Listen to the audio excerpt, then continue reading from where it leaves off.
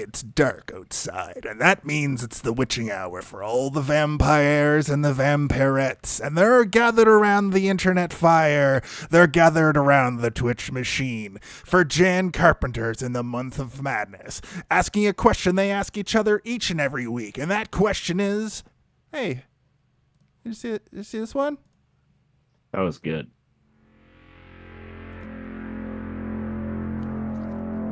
The year is 2024, and two friends once again invite you to join them in revisiting, or discovering for the first time, the masterworks of a filmmaker who transcends genre, whose horrors have lurked in the dark, broken free from the ice, crawled straight from hell, or even pulled themselves from the very pits of a mad mind, who showed us the hidden corners of Chinatown, sent a man from the stars, and dragged us to New York, LA, and even Mars. Nearly unmatched as a genre filmmaker. Once again, Hey, Did You See This One? Invites you to look upon the works of a genius. We present to you Jan Carpenters in the Month of Madness.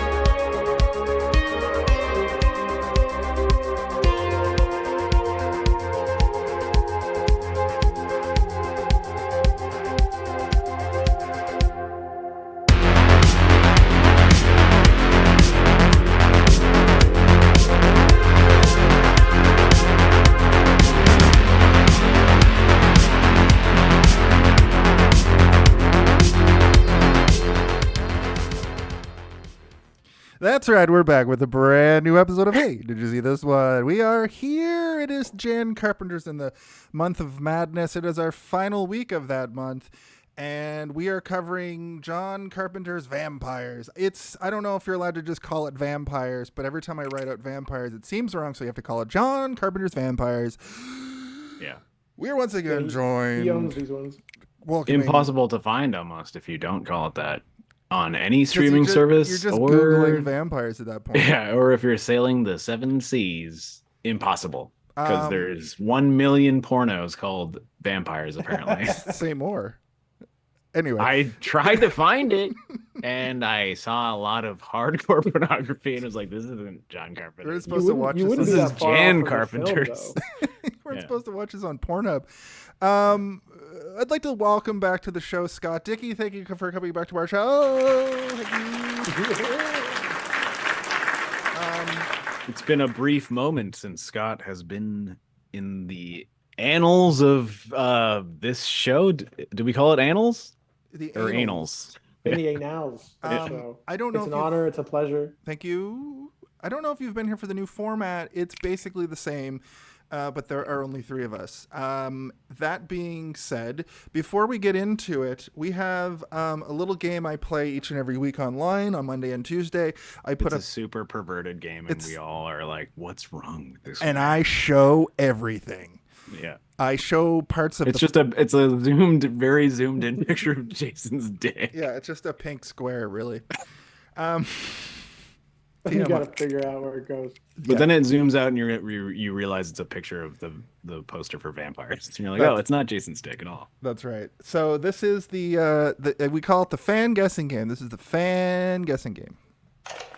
Or a fang guessing. Congratulations! You have successfully guessed the correct answer, which is the answer you provided. Congratulations! That's right. So as Steve was saying, I put in a zoomed in picture of my wiener and zoomed out to reveal the poster for Vampires slowly every day. But this time, every day. for months. It took that long. But as you can see the poster behind me, all I had to do this week was show the red part where it shows a vampire. And I actually had to close the game because so many people got it immediately. So I have 6 people. I wonder if it could be because there's only one movie that John Carpenter made that has a vampire in it. You have a leg up if you know the theme of the month also, which a couple of the people did.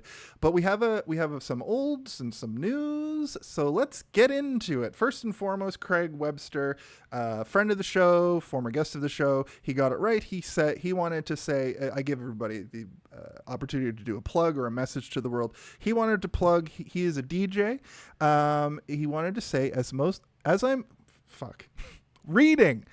I'm sure most of your listeners are unaware, I've been DJing in Toronto for about 14 years, but I've decided to hang up the headphones and call it quits, at least for the foreseeable future. I'm having a retirement party at Swan Dive, 1631 Dundas Street West on Saturday, March 30th from 10 to 2:30. That's 10 p.m. to 2:30 a.m., and it's free admission.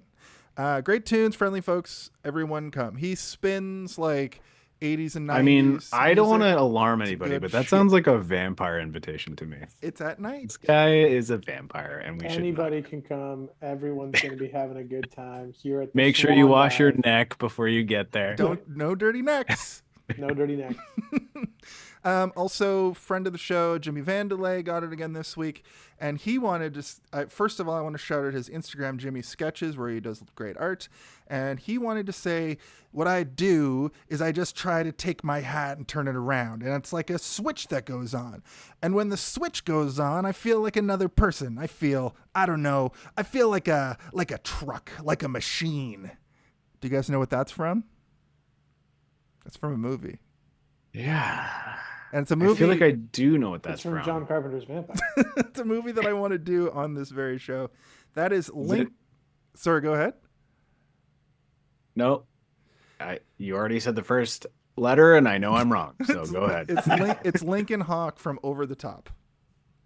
Oh. Which is I thought you were gonna say it's Maximum Overdrive, directed by Stephen King? Record scratch, and he slips on ice while he's directing it somehow. Friend of the show, former guest of the show, Arjun Trivedi, who you know very well. Starship Troopers. He got it right. Starship Troopers was his episode. It was a very good episode. Go back and watch that. I've actually been plastering the internet with shorts from it. So. Scott, you've met Arjun, and you guys got along royally one time at the Stormcrow Flophouse or whatever we called it. Man, I blanked out every single memory I had. It's okay. Me too. Did they bite Except each other's him. necks? He's my friend. But no, I think I probably told you like a million times that he's a doctor. I'm like, he's a doctor because when he shows up, he doesn't act like a doctor. He's like a weird normal person. I'm like, but just remember that he's really smart and he's a doctor. So don't judge. He's the only based doctor on who his didn't weird act things like that he says. In public, yeah. It was very interesting to have a doctor on for Starship Troopers because he would often be like, as a doctor. And I'm like, very good, very good. I think he's the only doctor that's been on this show besides me. I'm a doctor of stupidity. Matt Phillip is also a doctor. Oh yes, right. He's a doctor of teaching, right, or something. Business. He's a business doctor. He says, "I got my MD in business." When he gets to the office, does he say, "The doctor has come to operate"? Yeah, and then he cuts open a check of money. I guess. Arjun wanted to say, confidence is the food of the wise man, but the liquor of the fool. Whoa, is that like the Dalai Lama or something? Sort of ancient proverb. Yeah. I wanted to actually sing that like Nickelback. Confidence is the food of the wise man, but the liquor of the fool. That was stupid. I hated it. Noel, friend of the show, former guest of the show, Showgirls, and Last Action Hero. They'll be back on a lot. They'll be back here all the time. They'll be on a lot, and also they're not a showgirl. It sounded like you were saying they were a showgirl. They were on for Showgirls. For the episode. Showgirls, the film. It made me question about doing Fansumber anymore because everybody chose movies I wanted to strangle. No, it was a good month. I liked it. It was great. I'm just being a goose. It was just Cass that picked that horrible horror movie Stay that we Alive. both were like, oh, God damn. I have to have a talk with her. But also, I kind of am glad that we did it because it was a weird one that I never would have watched again if it wasn't for Cass. True, and making I will us never do watch it again. Noel wanted to say, check out the Showgirls episode with your old pal Noel and their podcast Stick Taps and Stitches, a hockey podcast, wherever you get your podcast. Steven helped out with some of the rad sound bites. He is so talented. And also, Jason is a real beaut. So I got the shaft there, but, listen to Steve's sound bites. Well, I mean, maybe... stick your hand out for a helping hand once in a while and you'll get a better shout out, brother. You have to have an excellent voice like this. Oh, it's me, the Sticky Podcast. What'd you say, sir? Is that the podcast where they just eat a hockey puck? Yeah. Yeah, they spend 2 hours devouring a hockey puck. Everyone doing it. And it's been going for 20 years. They're almost done. Friend of mine who I actually hadn't talked to in probably 10 years, I worked with a long time ago, and we sort of went separate ways. We're going to get together and have a drink soon. Christian Canis. He wanted to promote his new Twitch channel, The Pie Society. THEPIE Society. Look out for him playing some vids. Speaking of, the Josh and Polly show got it. I think it was Josh from the show. Sorry if you're watching. I think he's going to watch the show later, but tell him the Josh and Polly show sent you, and they definitely shouldn't bother to check out our podcast, or else. I think that's a little the old, reverse psychology. And that is our correct guesses for the week. How does that sound? Thank you for everybody who checked us out. It's a brilliant play for me to get clicks. It's great. It works. Also, speaking of, I just want to give everybody the call to action for this week. Go out, like one of our videos, subscribe to us on all social media. It helps us a lot. I got to shill our podcast, or else they're going to think that I don't. The robots are putting us on TikTok now. Yeah, the robots. None of the videos make any sense. They start in the middle of a thought. They don't end on any kind of coherent thought at all. It's great. I fed our podcast into an AI robot, and they shit out just content. So look at it and like it. You can some of them are good. Every once in a while, I'm like, this is a good one. Yeah. And I put some effort into a couple of them. That like your. Well, that was a lot of me giving you notes. And we are caught up fully. You can find every episode in audio format. I'm now caught up putting YouTube episodes up every Friday. I put a classic episode up every Wednesday. And Monday and Tuesday and Wednesday, I try to put shorts and reels and all that good stuff up. So go find it everywhere. It's everywhere. Consume it. Hey, did you see this one? Is the name of the podcast, if you don't know. Also, a shout out to White Bat Audio on YouTube, who... I'm not going to say lent us because we don't know him. But he creates a lot of content that's DCMA free for podcast creators and YouTubers to use free of charge. So we can have great music for our shows. He just happens to do a lot of John Carpenter sounding music. So it works out great for January. So shout out to him. Thank you. And with that, I think we can get into our, we can just get into our brief. We can do another formal welcome to our guest. Scott, thank you so much for coming. That's right. Also, welcome, Scott. With that said, that was the sting for a brief history. Around here, it's a time-honored tradition to give our guests the first opportunity to give their brief history. So, Scott, you were telling us a little. You have to say it all over again.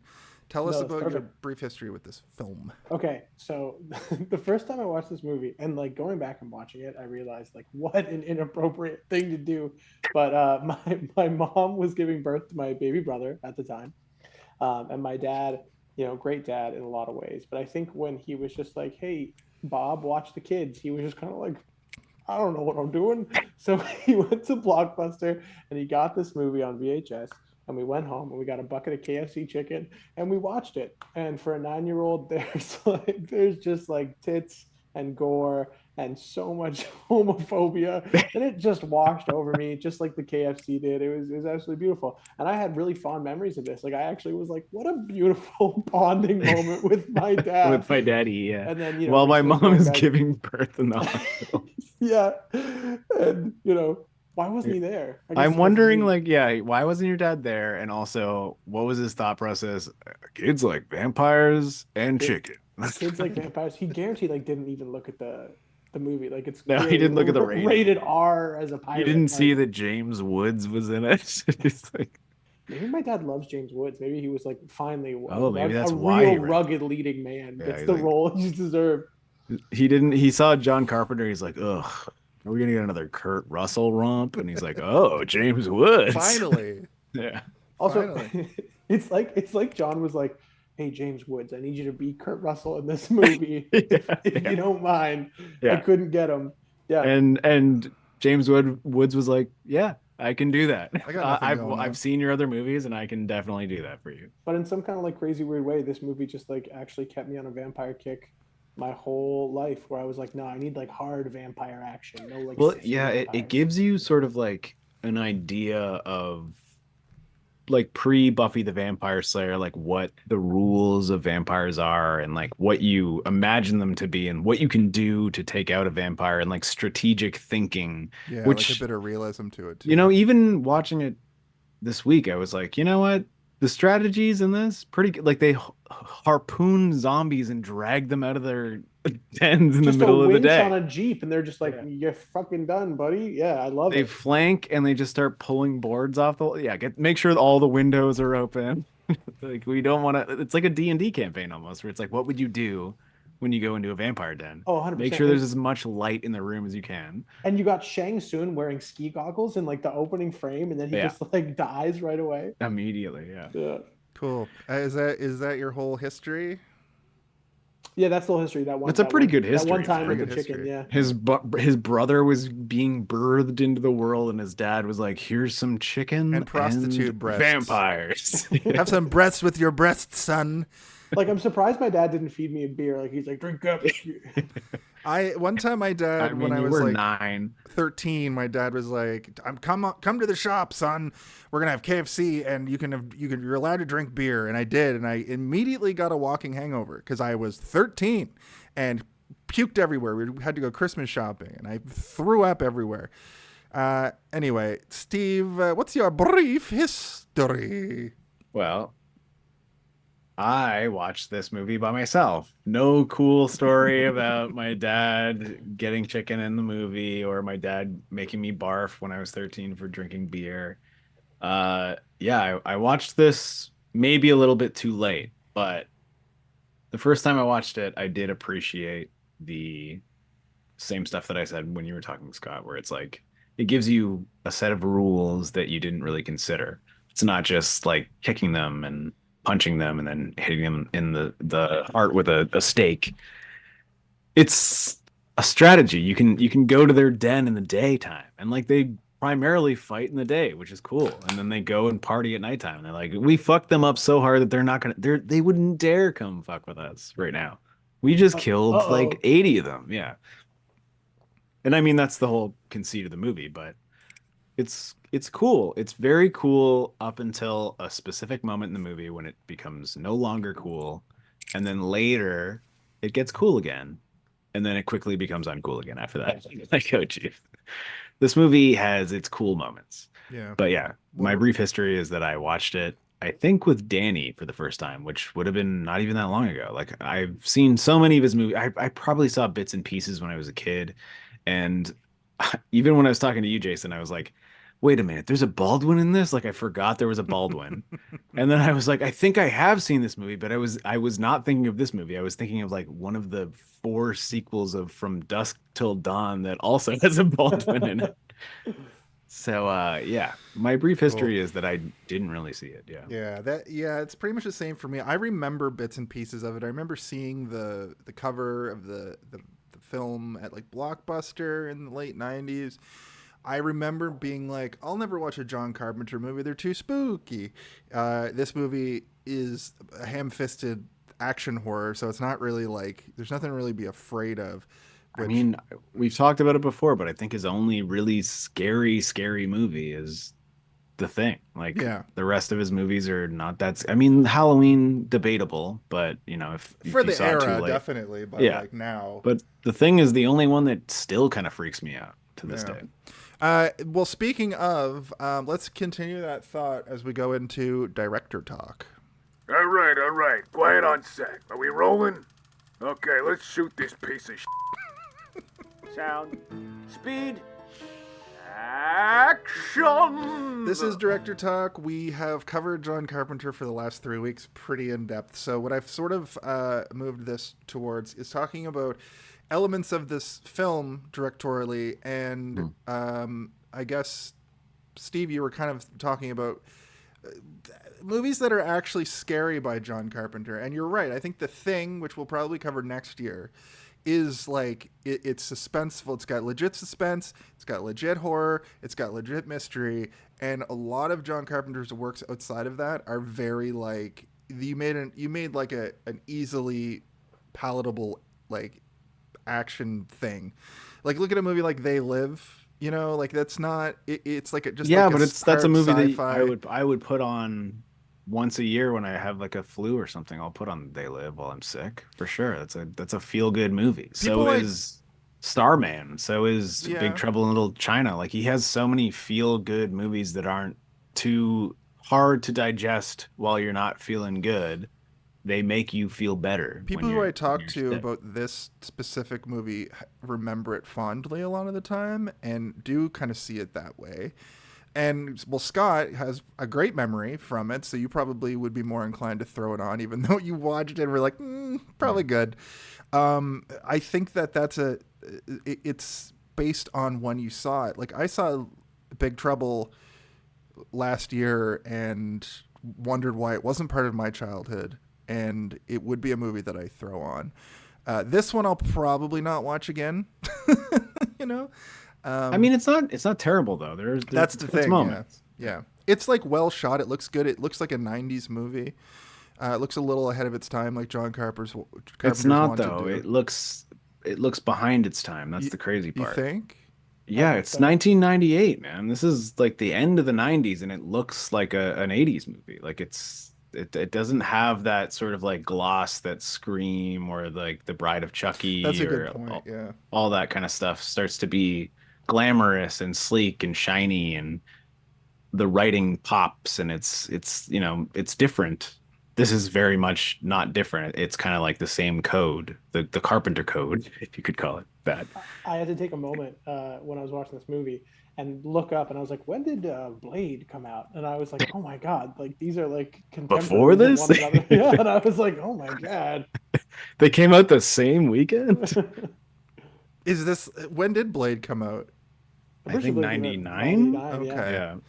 Yeah, I guess when you put those up, because Blade was like the prototype superhero movie that sort of made it okay to make those niche superhero movies, and the X-Men took a lot from the Blade movies, I thought, in presenting a superhero.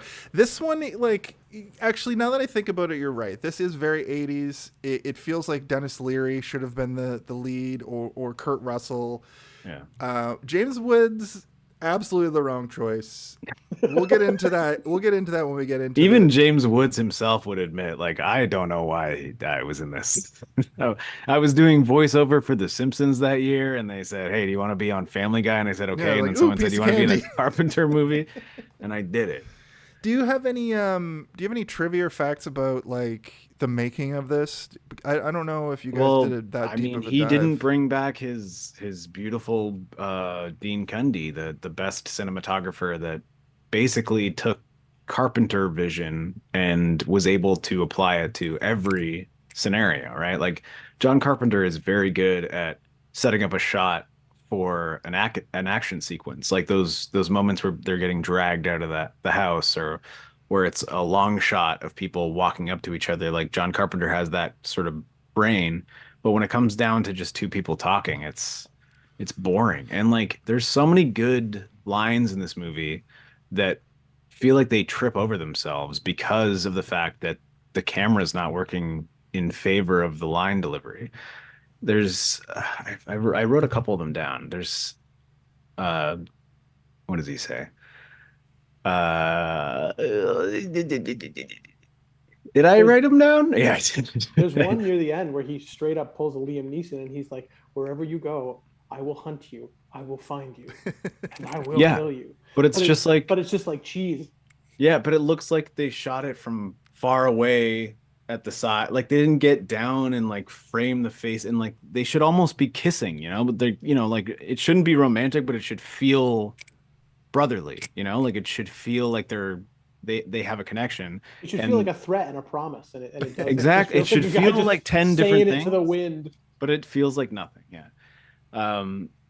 Even the where was the master? Like after they kill the den, it's like they're all surrounding a car, and it's just like someone's just there shooting these guys, being like, "But where was the master?" And it's like, I don't know, where was the master? But it's like they could have had this like nice smooth camera come up on James Woods, and he would say like, "But where was the master?" And then like have like a musical John Carpenter like ding, ding, ding, ding. Like give it some of that Carpenter jazz. It's not there, man. It's lacking in a lot of Carpenter. Something interesting about the music tropes. Though, if you watch the whole credits, you find out that the music was done by John Carpenter's like actual band called the Toad Lickers. And that's the one thing we'll talk about that throughout, and it's part of my final the thought. Thing is, the music isn't bad. It's just not. When it's good, but it's not doing its job everywhere. I loved. You're right. You're absolutely right. It doesn't have. It's not like last week where there was one musical theme, and you knew. You know what I mean? Which was like anytime the perverts are on screen, it's one single note. Like, but it, that's effective. I really liked the weird saloon, like biker slide guitar rock in this. I thought it was I know we're fun. right at the beginning of this, but like I will say Dean Cundey is the one thing that's missing, because Dean Cundey is an amazing cinematographer. He works for Spielberg, he works for Carpenter, he works for many of the greats, but he's like a guy that gets around and he's like friends with everybody. Not on this movie. The other thing that I was gonna say is James Woods, bad choice, yes, but you know who'd have weirdly been a good choice? And this is like almost like a James Woods insert. Like if you can't get James Woods, get this guy. But I think that he would probably be better than James Woods. Is the guy who plays Q in Next Gen? Oh, imagine that guy. Yeah, the Canadian guy. What the fuck is that guy's name? The guy who plays Q. He's Q. Yeah. We all know Q. We all know Q from Next Generation. He's like basically James Woods, but he can enunciate better. He's like James Woods slowed down. John Delancey, or like John Delancey, just a normal pace, like a normal speed. John Delancey, yeah. He has an amazing career. Canadian, good guy. Yeah, he's funny, and he's taller. He probably would look better in those jeans. I thought, like I was saying, I thought that they were trying to do Dennis Leary. They were like, just do a Dennis Leary impression. No, I think Scott's right. They were trying to do Jack Burton. Or Jack Burton. Yeah, this was basically a Jack Burton adventure, but Jack Burton couldn't show up, so they got his buddy Jack Berto. I don't know what his last name Jack is. Glass? Yeah. Or something? Is his name Jack Glass? There was one goofy shot when the three of them are like ready to walk into, I think, the second or third house, and it just cuts with them like they're standing still and then they start walking. It really felt like they were like, his name's Jack Crow. Jack Crow. Ugh. It really felt like they were like, and action, and they didn't cut like the 3 seconds, So even for John Carpenter, there were some inconsistencies. This movie has that thing that Snake Plissken likes to do in the escape movies, where it's just people like walking around, which I think is just like a time filler or something. Or John Carpenter just likes showing people like it's looking around. This is my theory, is that John Carpenter gets fed up with the shoot. Yeah. And he's just like, we're done. We're done for the day. Yeah. And then when he's editing, he's like, fuck, we didn't get enough footage. Who the hell said that we were done for the day? It's like, you did, John. He's John. like, shit. I just wanted to go play my synthesizer in the van and smoke weed and play NBA for the Super Nintendo. I have a theory that he was playing Super Nintendo or PlayStation 1 like RPGs at this time. If this was 1997, he was playing Star Fox 64. Or sure, there was some shots where they like gear up and they have the priests behind them all geared up, and it felt like an RPG party going into battle. And I was like, was he playing Final Fantasy VII at this time or something? All right. I hate to put a break on the van full of Nintendo 64s in the back where, John Carpenter and James Woods playing Star Fox together trying to figure out how to get Slippy off that lava planet. But we got to move on to the body. You want to go to the body episode? Also, hello, Tim. Hello, welcome. This here is the main part of the show. It's the body of the episode. Ho, ho, ho, ho! Everybody back up, because here comes the body of the episode. That's right, this is the body of the episode. This is essentially the main part of the podcast, where we're going to run down the plot. We're going to run down what we liked. We're going to run down what we hated. And we're going to talk pretty much just about the movie. So I just wanted to start off by saying it turns out there are 2 sequels to this. Most notably, the direct sequel, part 2, has Bon Jovi as the lead, which is it's supposed to be the same character. Yeah, it's called Vampovey. Vampovey 2. John Bon Jovi. This time, John Bon Jovi's not in it, but he's a vampire. He's a corpse. The first note I have is, all right, what is this? Yeah, fair. That's what I thought too when I was watching it. They introduce us to James Woods and fucking Daniel Baldwin, and we get credits over a desert sprawl. I have a question to ask both of you. Okay. When you saw Daniel Baldwin, did you be like, "Oh, it's fuck, what Baldwin is that?" Yes. Did you guys see that? It's a Baldwin. It's one of the Baldwins. I know it.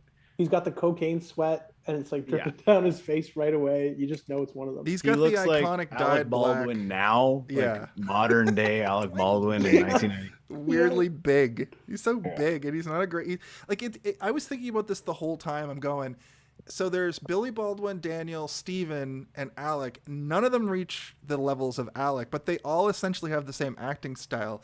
But for some reason, Alec Baldwin can like act, and the rest of them are like he's handsomer. Wait, is Adam Baldwin an actor? Is it?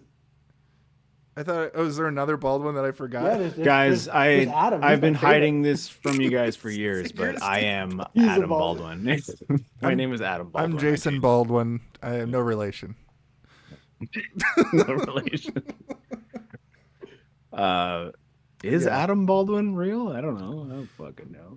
My first note was they stopped for so long to like check their map and be like, first they just take an instant cheap shot at New Mexico. They're like, New Mexico is a shithole. Yeah. But when they get to the first house, all the guys pile out of the fucking like makeshift ambulance, and they were all just sitting in there sweating their asses off. All these 2 guys who were like, "Where are we? Where are we?" Oh, hello. Don't get out. You're not allowed out. Don't get out of the van. You have to stay back there. Adam Baldwin is my favorite. Hello, Luna Divinare. I think I'm saying that right. It's Cass, friend of the show, former guest of the show, constant guest of the show. We were talking about Stay Alive. Don't rewind. That said, they are hanging out. They're scoping out a vampire's nest. But it is always funny when there's that kind of like revelation in a movie where it's like, it's not like Men in Black where they're hiding. It's like, no, they were just in there and like they didn't let them out. It's like, no, guys, stay in. We're going to keep moving in a couple of moments, but we are going to take maybe 5-10 minutes to look at the map. And you guys just stay in the van. It's like, it's hot back here, man. Like, let us out. There's 10 of them back there. They're all breathing each other's air. Ugh. It's like weirdly like it's like the Ghostbusters, but they've somehow had too many Ghostbusters. That's the vibe I got from them putting together a crew both times. It was like they all have very distinct personalities. Yeah. The one guy from the first crew is from Sons of Anarchy, and I like that actor. I think he's also in Batman Begins or Batman whatever. Whenever he's like, "Swear to me," I think he's that guy too. Yeah, he's like, "What? You don't like falafel? You don't like falafel or what?" Yeah, they have a great hunter crew. He's got a great career as shitty guy. The guy. That's what his name is in every credit. You're His a shitty hair's guy. never changed, not in 30 years. He's got that same hair. He just looks slightly younger at this Well, point. I mean, to be fair, Batman Begins came out like 3 years after this. 2003. Yeah. It just looks a lot better.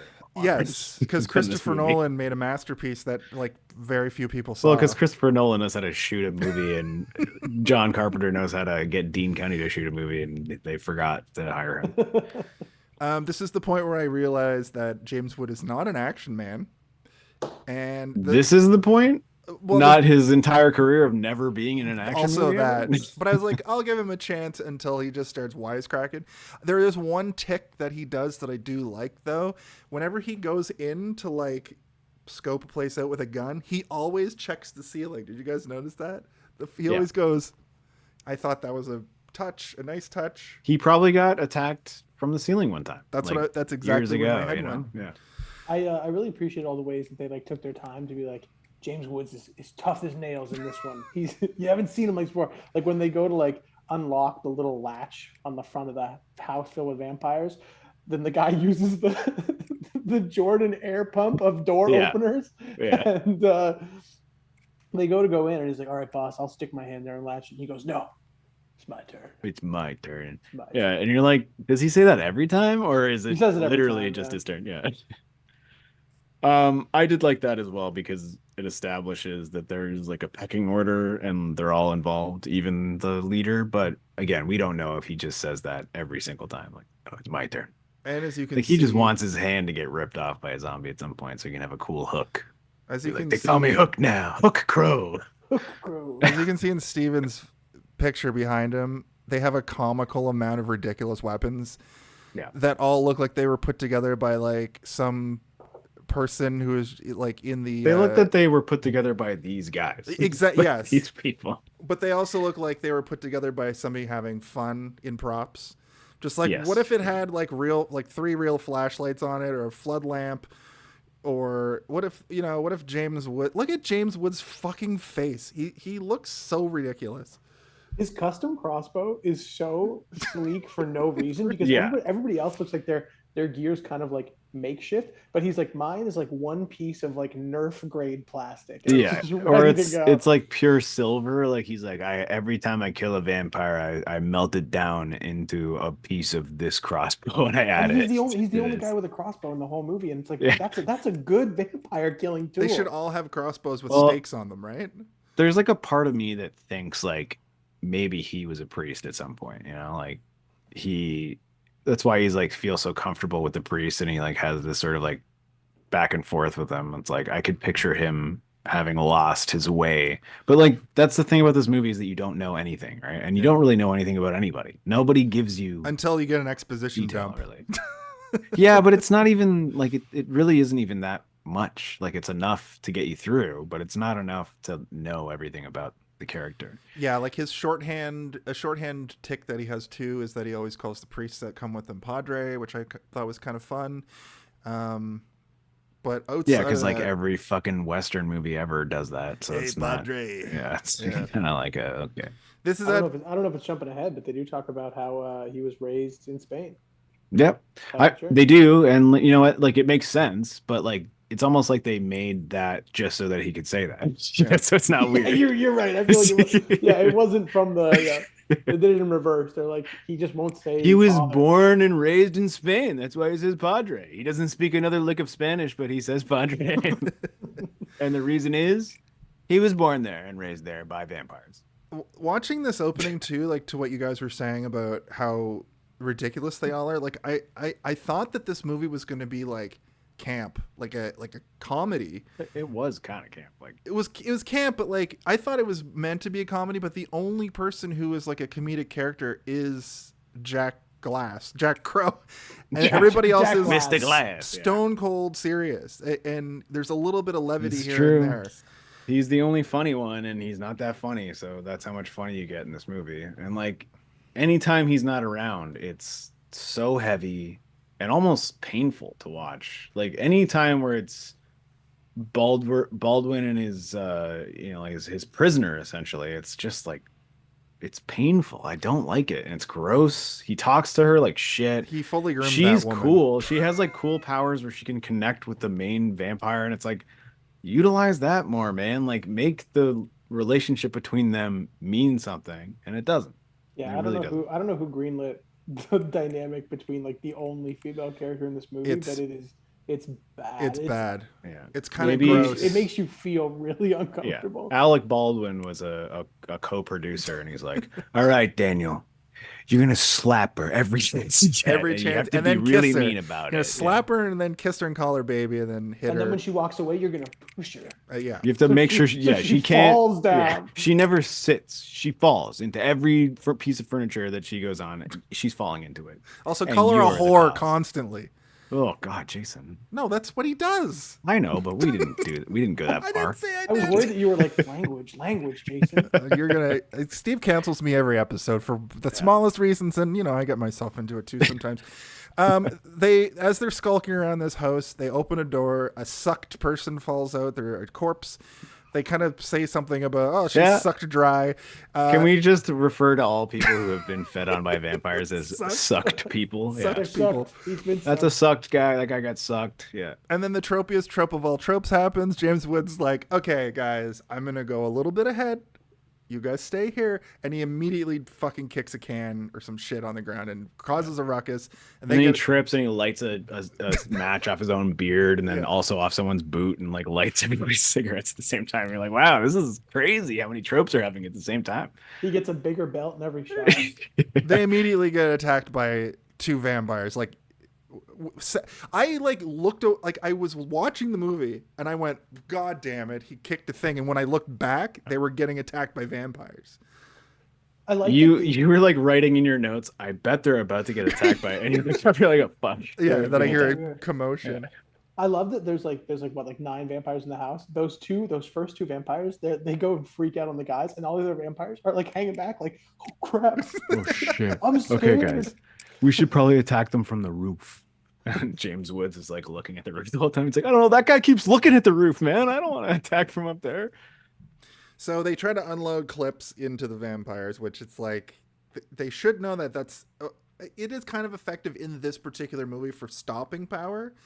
But it probably still hurts. Like it's not like they're immune to pain. If you get a bullet through the leg as a vampire, you're probably gonna go down, but you're not dead. It doesn't kill them. It just wounds them. Which we'll talk about later, though, can take point blank rounds to the face and basically be unscathed. So there is a difference in this movie. There are regular vampires who are like followers, and then there's masters, and then there's like the supreme master. I guess is the best way we could sort of describe that.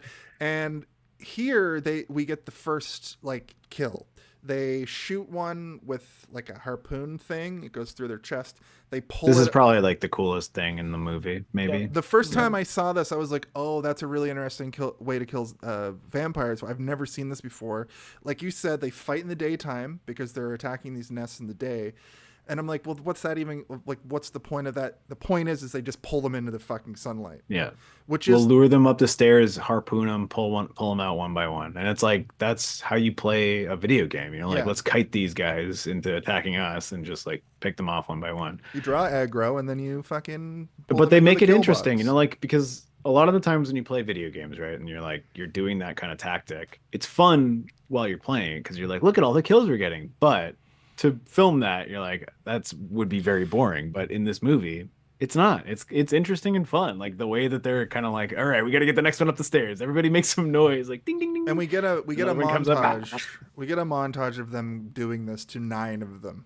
And we see all of them, and they're stacking when they come out, they explode into fire, and then they turn into like the practical skeleton. effect there with the phosphorus of them just like exploding into flames so hot that you can feel it. Like that is I think the best part of the entire film. It's a good effect. Yeah, I like it. And those heads they have lined up on the front of the Jeep, I thought was a cool thing. Until James Woods ruins it by saying, "Hey, want some head, Padre?" And holds up a head. And but he does light a match off a skull, which that's pretty cool. But not shot well. It's like it's shot like someone shot it with a camera, but it's not well shot. You're like, okay, cool. But like, why not a close up? Follow the match. You know? yeah, follow the match, and then have like an extreme close up on the thing. Yeah, his weird thin lips saying like coming out like with the thing in his mouth. Like you could do so much, but they don't. They do so little.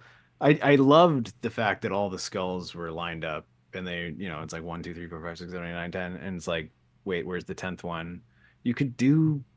There's so much you could do. You could do so much with the camera, and they just don't. They don't do anything with it. Instead, we get a little tease, a cut to hands coming to the ground. I'm like, what the fuck? What?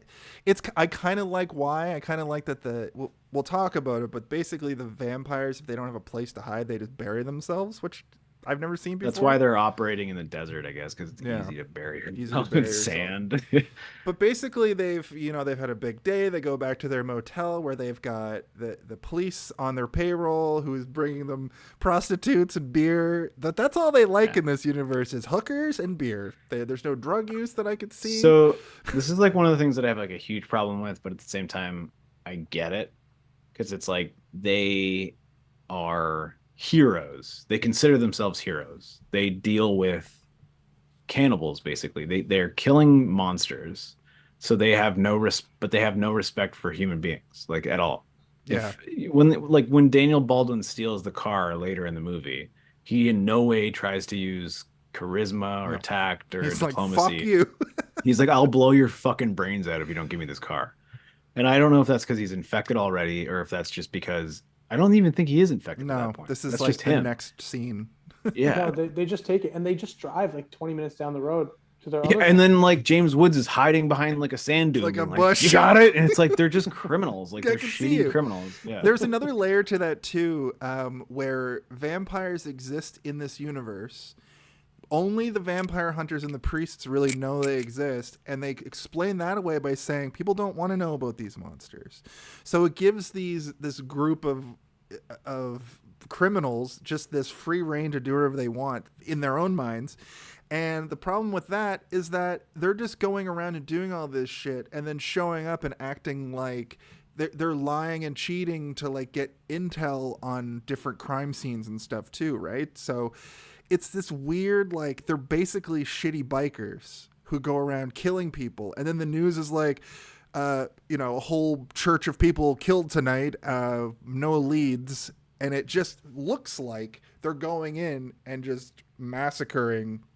Yeah, they're like, a biker gang came in, but they didn't do anything racist or homophobic or sexist except for, have sex with a bunch of hookers, but there are a weird amount of dead bodies. There's a lot of casualties and a lot less murders now. It looks like they burned them alive, but yes. Yeah. So I thought that was both interesting and kind of like ham-fisted. Ham-fist. I also was like, oh, is this going to be one of those things where they never call them vampires because they call them goons and they call them suckers, I think. But nope, at 17 minutes, that's when they said the name of the movie in the movie. They finally say vampires, and it's kind of interchangeable with goons. Call them goons a lot. The Goon Squad. I'll be right back. I'm gonna get another cup of coffee. So I don't know. I thought that was fine, but like pick a lane, like on The Walking Dead. I don't think the word zombie is said a single time in 400 seasons or whatever. I think they should have stuck to calling them goons or geeks or something like that. That was. I was excited as well because I thought it was going to end up being like this cool ensemble movie of like, who are these guys? What's happening to them? But then like they say the word vampire like 13 times rapid fire after not saying it like you said, and then immediately axed. All of them just die in this like well executed but still floppy sort of combat sequence that happens. Yeah. And that it goes into like another floppy combat. Floppy?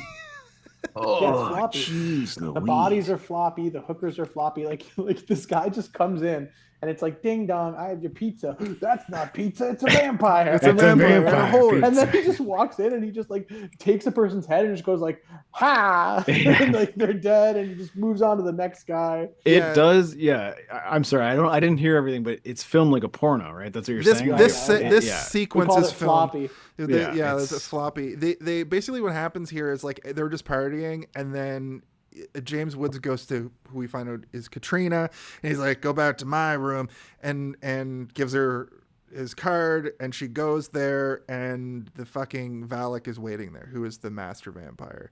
But as soon as like, did somebody order extra sausage? And he's got the pizza on his crotch. I mean, you joke, no, but he's a pervert. He sucks blood from his victims from their. He uses the inside of her leg, her thigh, as where he sucks the blood from. Well, I mean, that's where one of the main arteries are in a human being. Like, that's where I would suck blood from too. You get a nice flow from there. The neck is the fool's vein. I don't know. People who go for the neck are idiots. The neck is the food of the hungry vampire, but the liquor of the foolish vampire. Somebody clip all of that. That was all fucking. Oh my god, that was good. We're firing all cylinders this week, friends. Yeah, nothing's better than saying "clip it" at the end of a clip, right? Yeah, and leaving that into the. The thigh is the smart man's vein. I also don't buy James Woods as a ladies' man from this sequence either. I'm like, you could post a billboard on this man's forehead. His chin, he's got a butt chin, but not in like a cool way. Is there anybody in this crew that you would be into? You know, Daniel Baldwin, he's a goofy looking guy, but I think he's got more charisma than James Woods. He's handsomer, but he's also kind of like constantly sweaty, kind and his hair looks like it's wet all the time. I'm like, ski goggles. Shang Tsung is here, like he's in the cast. He's wearing ski goggles. But didn't he die in the first house? Oh no, you're right. He's dead. He's not in the scene. Yeah, he never made it. I would have taken Shang Tsung for sure. I would have been like, "You can take my soul. You can take my soul is yours." Yeah. I exclaimed nudity because there was a bunch of nudity in this. We kind of covered all this. The master's on the wall in Jack's room and gets the hooker. He takes. Well, like doesn't he suck on what's her name outside first, and like she's out there like. Yeah. And like as they're about to leave, James Woods is like, "Hold on a minute, I can use you," and it's like this weird sort of like reality of a running away situation where I'm like, I appreciate this happening, but I don't like how long it's taking. Like it's like he runs to the car and then runs to her and then runs back to the car and then runs to her and opens the car and throws her in. And Daniel Baldwin the whole time is like, "Get in the fucking car, man." And I'm like, what is taking the vampire so long? And then finally, as they're driving away, the vampire comes out. He's like, "Damn it, I just missed them." Well, he does massacre everybody except for. I know, but you know, it's like the difference between like a Zack Snyder movie and a John Carpenter movie is that John Carpenter's vampire is going to go around and kill everybody individually, and we know he's in there doing that. Whereas the Zack Snyder, we would see it in bloodied slow motion detail of him like beheading everybody one by one. Do you think Zack Snyder remade this movie basically shot for shot? I think that Zack Snyder needs to stop remaking things. Let's just we just move tell him to, yeah. Because like all he does is really add like a bunch of sexual assault, and you're like, dude, I don't think that movie needed that. This might be the horniest John Carpenter movie we've covered so far. Yeah, I've never seen this much nudity in a John Carpenter movie. I mean, there's some horniness in his other movies, but it's more like just regular horniness. There's nothing gross about it. This is like a gross kind of horny. I did think that as they're driving away in the truck and they're like, "Go, go, go," and I'm like, can the master get them? Like he walked out of the motel slowly, and then he finally flies back. That was the one moment of suspense for me in the entire film. And you were like, "Oh, he can fly," and then he never flies again. No. He doesn't need to. They grab Katrina and they jump in the car and they drive off, and he is chasing them like on foot and basically gets to them, and they just like knock him off the car, and then he's like, "Well, I guess I can't pursue them anymore." But then like 2 seconds later, there's just this truck in the middle of the road and they swerve and crash. So like, what was this? What was any of this? I was very confused. It was the script saying we need to have at least a short-ish car chase.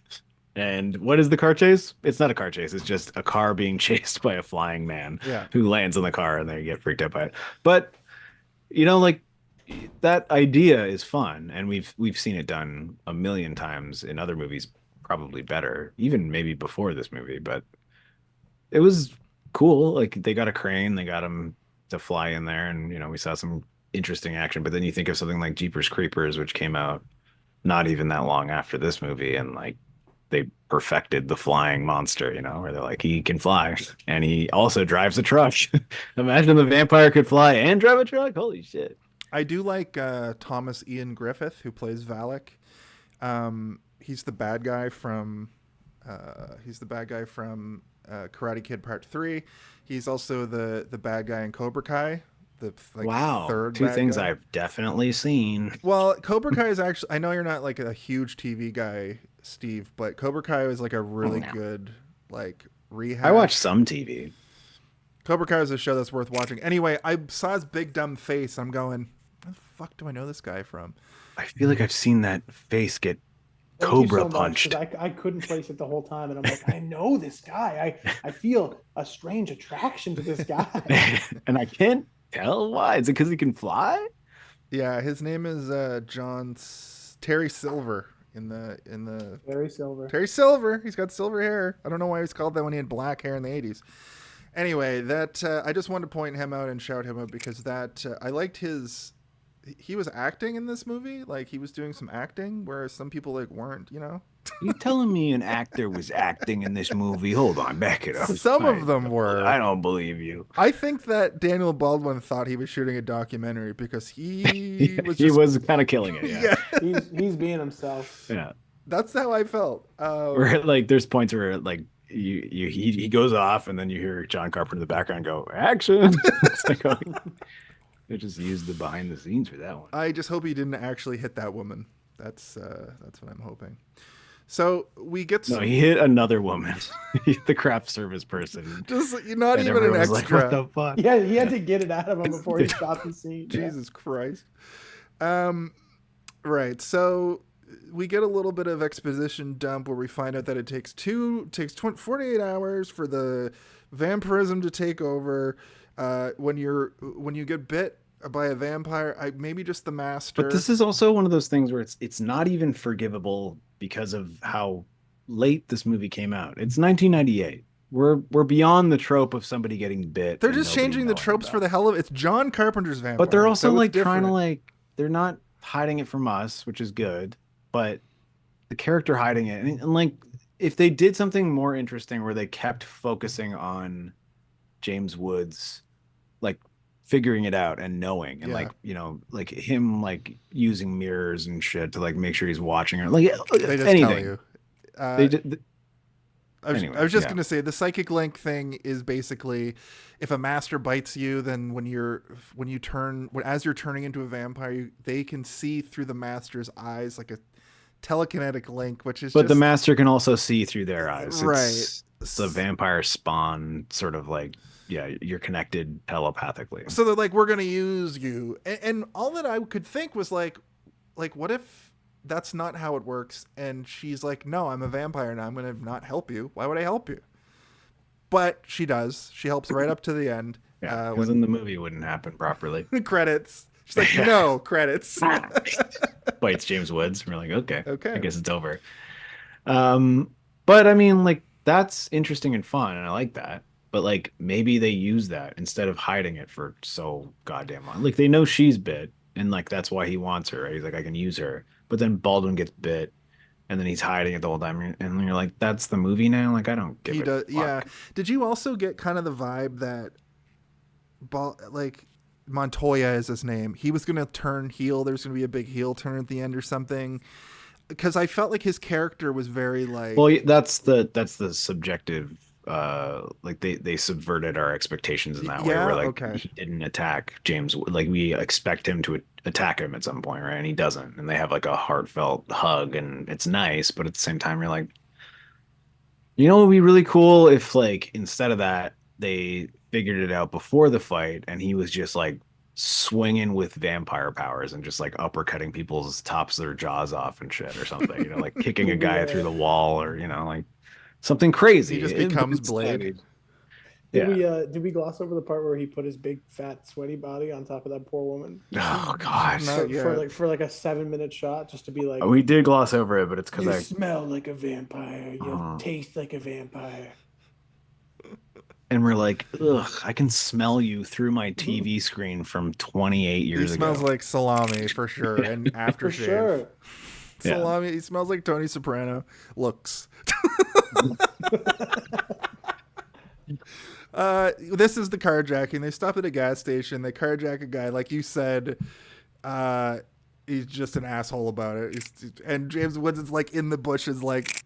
Yeah, like all right, 10 we feet away. Car. Go over there and just, you know, pistol whip the shit out of that fucking weirdo. It's like, he's just a guy. He's just a guy. He's like, can I help you, sir? And he's like, oh, yeah, you can help me. You can help me by backing the fuck up or I'll blow your brains out. I'll blow your brains out. Shit,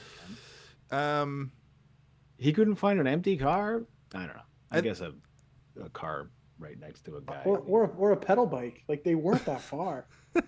Yeah. They weren't that far at all. He steals 2 motors. He steals 2 pedal bikes. They steal a 3-person tandem bike. Ring, ring. Yeah. But she's like in the middle, like passing out and not helping. They're just slapping her, being like, pedal. Wake up, pedal. It's hard. We're going uphill. Yeah, so basically they make it the plan to split up. Never bury a team member by yourself is the big. There's a bunch of rules, and they bring up like 4 of the 10 or 11. It makes no fucking sense. You never know. The highest rule is 7, and they do rule 1. He says rule 10 at the end. He's like, rule 10, never let a fucking vampire leave or whatever. Never let them leave. Yeah. And then as he's leaving, he's like, rule 666. And he like sticks his middle fingers up and the sun comes up and kills him. It's just like a manual for selling vacuum cleaners from the 80s. Pretty much. Changed. Never let them leave. Oh, they scratch out vacuum cleaner with vampire for every same amount of sucking. Every line. Yeah. They've all been sucked. They basically decide that they go against this Assume rule. Every house already has a sucker inside. Yeah, and make sure you stake the vacuum cleaner and the vampire. Just anything sucking, we got to kill. They decide that Baldwin Montoya is a great name. Is gonna take the woman to Monterey to the hotel, or to Monterey. Hotel's on the way to Monterey. A little bit of prose there for you. And James Woods is going to go back to the hotel and like clean up and investigate, I guess, or like pick up all his dead pals and bury them. I wonder if he left the prostitutes and the cop behind, because they're very focused on his team. Well, they go and meet the priest or whatever, right? Like, is that's after. This is where they split up. We get that stupid shot of him with like a bag of heads and a weird like cut in the ground where he's like, it's implied he buried them there, where they clearly just found a spot that was kind of a hole in the ground. And this is where we got all the gross stuff with Montoya and a naked lady who was turning into like a vampire. The biggest, nicest hotel room you could ever buy for 12 doleros or whatever. Like, what? How do they even? I don't. You know, I've never been in a hotel room so nice. No, and it's $375 for a week. Yeah. And it's in the middle of like a random small town in New Mexico. Like it's just beautiful, beautiful building. Yeah. Also, surrounded by vampires, so I guess that's why it's so cheap. True. When Jack's cleaning up, he makes sure to decapitate everybody, which I thought was. Well, you have to, or else they'll come back and suck you like a vacuum cleaner. Like a vacuum cleaner. Yeah. And yeah, just a montage of Jack fucking burning stuff and walking away from explosions without looking back at them, because we have to really. James Woods is the action star for the 2000s, okay? This is it. This is where it all begins. John Carpenter was like, we're really going to change the game by making a 50-year-old man a vampire hunter. Also, everything in this movie. And we're going to hike those genes up real high, James. We got to add height. He's like 5'4" and 110 pounds. But you hike those pants up, he's 5'5", baby. Yeah. It's high-waisted leather jacket, some heels on them boots. They found one. He's practically 6 feet tall. They found 1 kilo of cocaine in an old dusty backlot studio. They found them in James Woods' booth. Gave him extra height. Yeah, then that's why he looks shorter at the end of the movie, because he did all the cocaine. Like everything in this movie has been done before this to death, and they're like, "This is a new idea." That's the biggest problem, right? Is like nothing really feels new except for the how do we take out vampires in an interesting way, and like that's why I said at the beginning, it's great in moments, but everything that isn't that stuff we've seen before, and we've seen it better even within the same year or before this and just after this. There's so many good things in like From Dusk Till Dawn and Blade and even Buffy the Vampire Slayer, a show that came out years before this movie. Like one thing that would have made this movie amazing is that if like halfway through the movie, like Sarah Michelle Gellar showed up as Buffy and like helped them and like turned into the hero, I would have been like, this fucking rules. But that doesn't happen. We're stuck with James Woods calling people homos and talking about boners and shit. And you're like, oh my God. He talks about boners more than he talks about vampires. It's because he wants to be a vacuum cleaner. He's all got he his wants to do own. is suck and blow. Yeah. No one's gonna suck you but me. Don't worry, Padre. Tim in the chat says, like in quotations, "Hey James, let's try that scene again. Same thing except the jeans are higher. No higher than that. Keep going." Yeah. Yeah. Just too high. We can see the cocaine in your boots. He walks like tufts of cocaine. But yeah, I mean, I don't know. Like, let's just keep going through the plot, I guess. But yeah, like we get to the other thing, which is him talking to a priest, and the priest just sounds like Dracula, and you're like, okay. This guy's gonna be Dracula later, I guess, or like working for Dracula or whatever. He's got like doilies all over his body, and he's like, I don't know who could have tipped them off. He's like, whoa, I'm certainly not Jack Crow, my old friend. They keep saying his full name. Like, I kept saying it in my head, like, does Jack Crow mean, like, is that something? But no, it's just a dumb fucking action hero name. My name's John Crow. I'm John Crow. No, you're James Woods. Yeah, they should have called him James Crow. Yeah. Or Jack Woods. Or Jack Burton, and he should have been played by Kurt Russell, and it would have probably been a way better movie. Yeah, so he could have kept talking about the trouble he had in Chinatown. It was big trouble. It was big trouble. You gotta get up pretty early in the morning. Yeah. And the check's in the mail. We're introduced to punches the vampire's head off. Father Adam, who I forgot his name and kept calling him Father Allen through the rest of this. So if I say that, that's why. Father Adam is the new padre, and the cardinal. He talks about how their European vampire squad got wiped out because the vampires are getting stronger. We never hear about this again. It's just the vampires are stronger now. So. Well, that's where like the Buffy idea comes into my head, right? It's like, oh, Buffy could be part of like this Slayer, worldwide Slayer. What would you even call it? I guess like just like a guild, I guess, like a vampire Slayers guild, right? And like it's like club. It's a club, yeah, but like Buffy is the chosen one, right? That's why Giles is like, I am trusted to train the chosen one, and it's like James Woods. Not a chosen one. He's just like, I'm just good at killing vampires. I'm just a wisecracking, pole smoking, jack of all trades, Padre. We're introduced to a photo of Jan Valek, who's the master vampire. We get a little bit of. Is this where they explain basically how he became that way? It was like a crucifixion that didn't go all the way, and it turned into a reverse crucifixion. So he's they patient. Put a demon inside his body by accident. Like they're like, we crucified him so hard that his body was killed, but the demon inside him was fine. And he's also patient. In fact, we made it stronger somehow. Patient zero for vampirism, and he's 600 years old, so vampirism's only been around for 600 years. Well, that's kind of like what 1300s, no vampires, you're fine. Yeah. Just werewolves. Well, I mean, that's what like what's it called? Midnight Mass is like sort of all about this idea, right, of like a fallen angel and like what they are, like a crucified being part of the night or having like the darkness inside them, and they have to live at night and feed off of humans. And so this isn't like a new idea. And you watch something like, you guys have seen Midnight Mass, both of you? Oh yeah.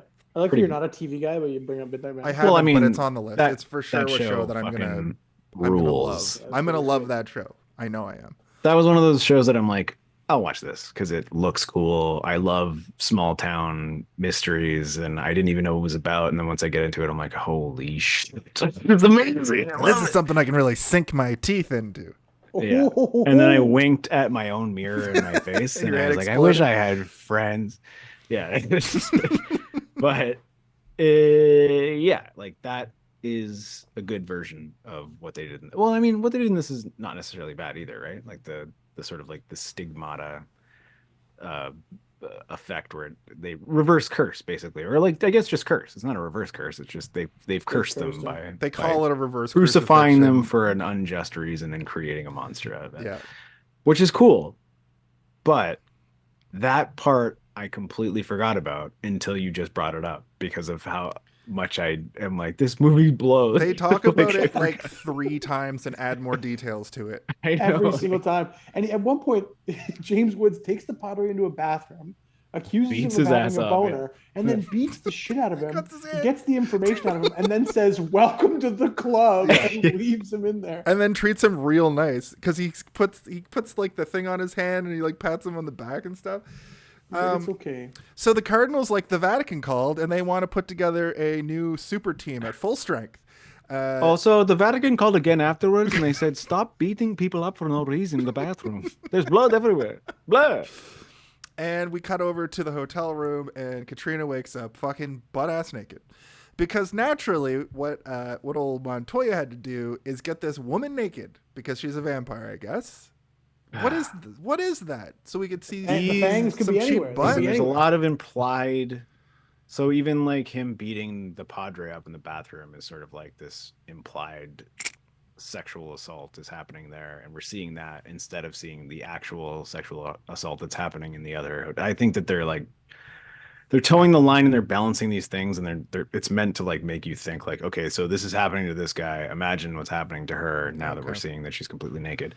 And I hate it. I hate that so much. It makes me like the entire movie. I hated this fucking bag of gas, and like every time I see more of it, I'm just like, shoot him in the head. And like him getting a nice send off, being like, I'll give you 2 days. It's like, no, fucking give him 2 bullets, 1 in each eyeball, and say, tell your mother I love her or whatever. I know we're kind of skipping ahead to the end here, but I thought he was going to shoot him in the back of the head. I thought he was going to kill him as he walked away, and that would have been the last shot. And I would have been like, nah, all right. No, well, there's 2 sequels to this, so they had a plan.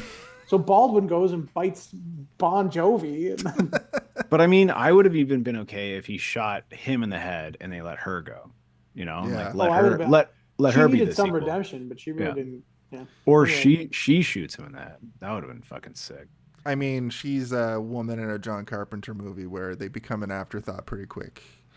A lot of times. I don't know, not in all of them, but not in all of them. But remember, what was the one that was ridiculous? My name's Casey Locke. The Fog. My name's Casey Locke. Casey Fogg. That one was like hilarious, where Jamie Lee Curtis was there just for basically no reason. At first, it seemed like she was going to be something, and then she's just there to annoy. Well, that was also an early Carpenter where nobody in that movie really had anything to do except for the radio host, who was the woman character, and she was pretty much the main character of the movie. True. And the women in Assault on Precinct 13, one was pretty useless and one was kind of one of the main characters. They both seemed like Band-Aid characters to me. One of them dies and the other one's like literally putting Band-Aids on people. But she's at least an implied police officer, which they never say out loud. But that was me and Tim being like, she's got to be a police officer, right? She shot that guy in the eye. She was such a good shot. She's such a crack shot. She has cop powers. So anyway, Katrina wakes up and freaks the fuck out, which it's like, of course she does, because she's naked with this giant man, and he like gets on top of her and covers her mouth, which looks really like, I hated it. And basically he explains the situation, and he's like, we're gonna use you as bait. And on the other side of things, we get the exposition dump from Adam. We hear about, Jack talks about how his parents were vampires and Jack had to like kill his own dad, and he wants to be the master slayer, and Jack is just mad. So he beats up Father Adam, like you said. There was some good cinematography in this movie. I like when John Carpenter does like wide shots of like nature. You know, that's what I was saying earlier. Is like he has his master shots in mind, right? Like he knows how he wants to shoot a main section of the movie. But when it comes to close-ups and dialogue, he doesn't know what the fuck. He's like, I'll just shoot them all sitting around this car. And you're like, that's fucking boring, bro. It's like he puts the camera down. Like he's like, okay, yeah, go ahead. He's just like chain smoking cigarettes, being like, "Are we done?" He's playing Star Fox. Yeah. And then I can't figure out how to get Slippy off of this fucking planet. Follow me, Fox. Jack is basically like, everything you know about vampires is wrong. Okay, you know, garlic, that's not going to do a lick of good.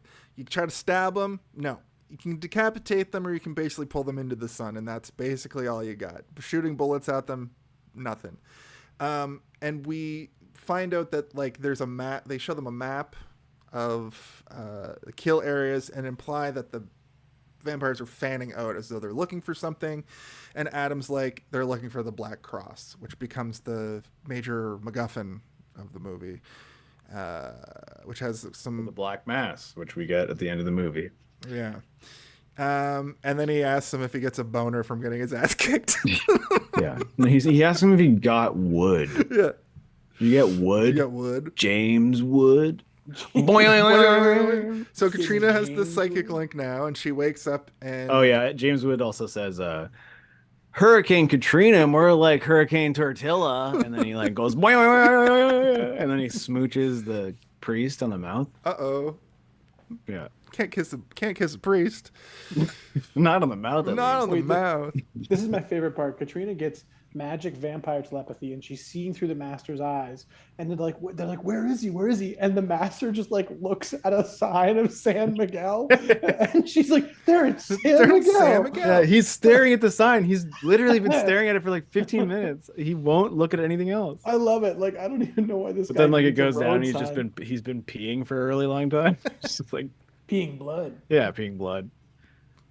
And that's when they actually use her vampirism. Right now she's just getting flashes, which she sees more, and then when they need her to use the power, she's like, I can't see anything, and then she sees that sign.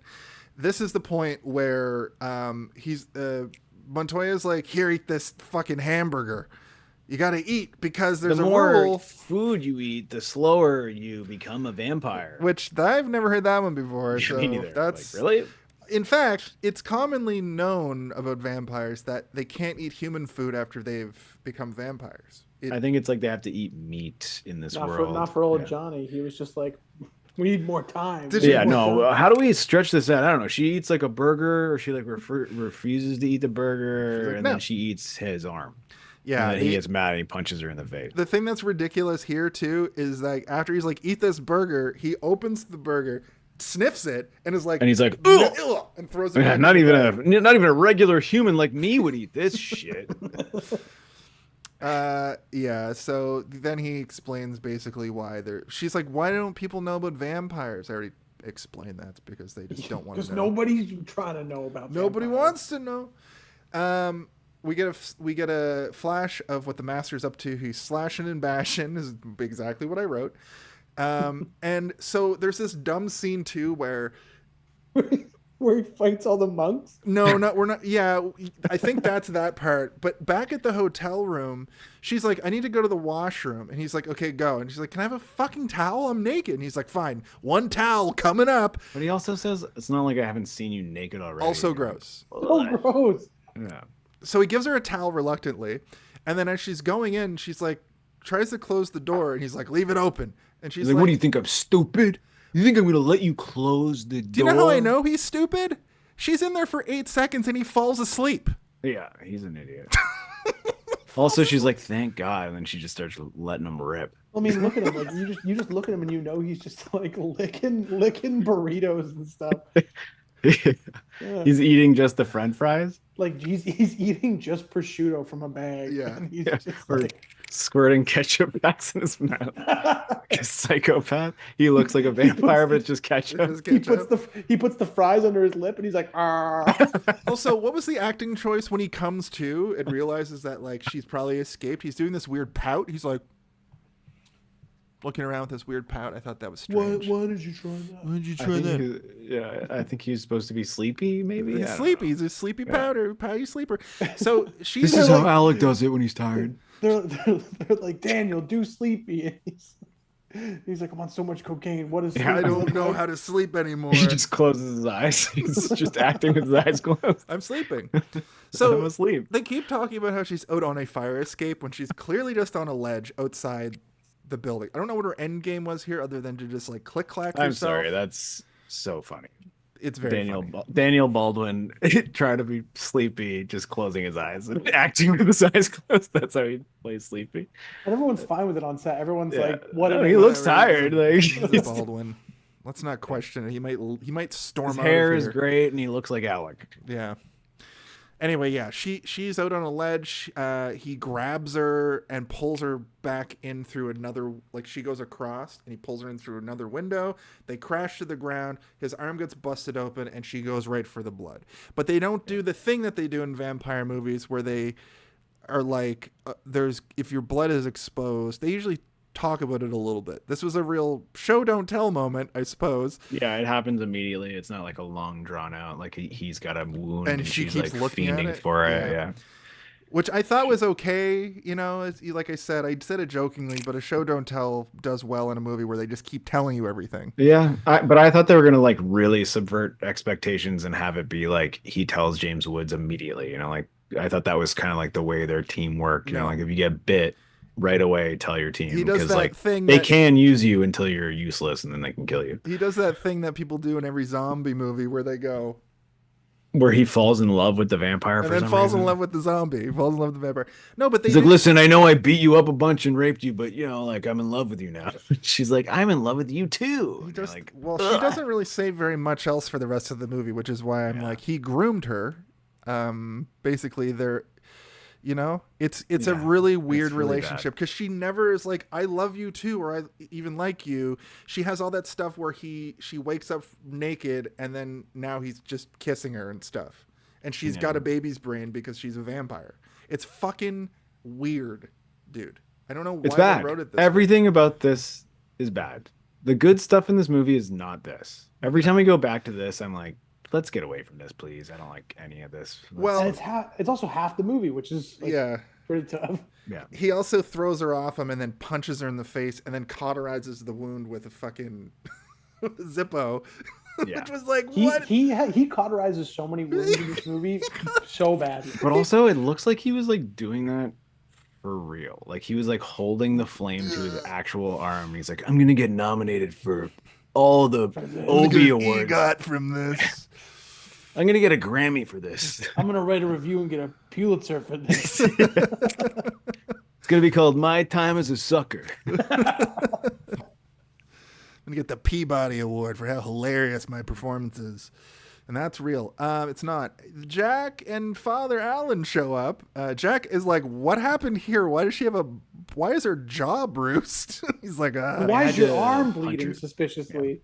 Yeah. I fell through the window onto some fang-shaped glass pieces, and then I was mad. I was mad, so I punched her. And Jack's like, that's sus, dude. That tracks. No, he's like, that seems like something you would do. It's true, because you're always beating up hookers.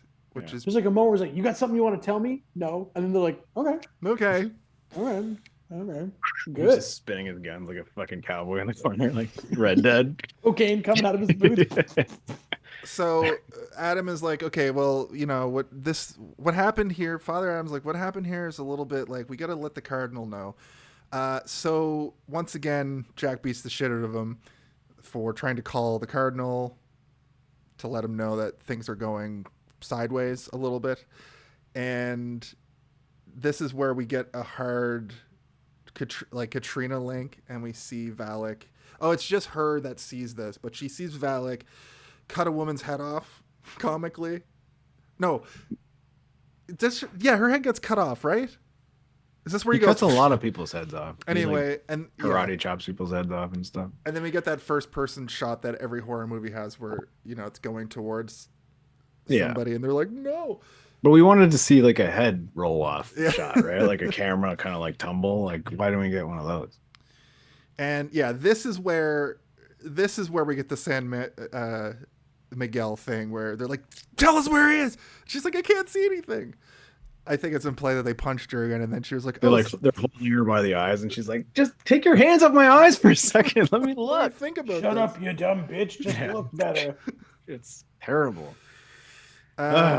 Yeah, so Montoya's already kind of showing signs from being bit. He's showing that like, oh, lightheaded. But this is now when like Montoya is no longer a character. He's just slowly a gelatinous sweat into, blob. Yeah, he's becoming Daniel Baldwin in real life in the movie. Watch as Montoya. And then we get a new character. We get this little sprightly twink priest who is all about not swearing, and he's all about going up into the rafters and jumping down and kicking people. Well, he becomes an action star later. Yeah. He was my favorite character. I made sure I picked one. I was like, I like this guy. This guy fucking rules. Well, he's the only reasonable character in the whole movie. Yeah. The first priest and then this priest. This priest has been in the movie now for a little bit. He's been beaten up a couple of times by old Jackie. They go to the church where she saw the vision to investigate. Jack makes up some lie about how there's been a string of hate crimes involving the Catholic Church. And the cop is like, you better not be lying about this. And he's like, I promise. And the cop's like, okay. Yeah, I believe you. Go ahead. Check out our crime scene. If there's anything we can do to help, let us know. What's your name again? Mr. Crow? That doesn't sound like a made-up name at all. Go on in, sir. Go on in. Ain't you Jack Glass? I swear Jack Crow sounds like a character name you would make in D&D if you're playing D&D for the first time, or you're a DM who's already made 1,000 names. I need a name. I don't know. Jack Crow, I guess. Jack Crow.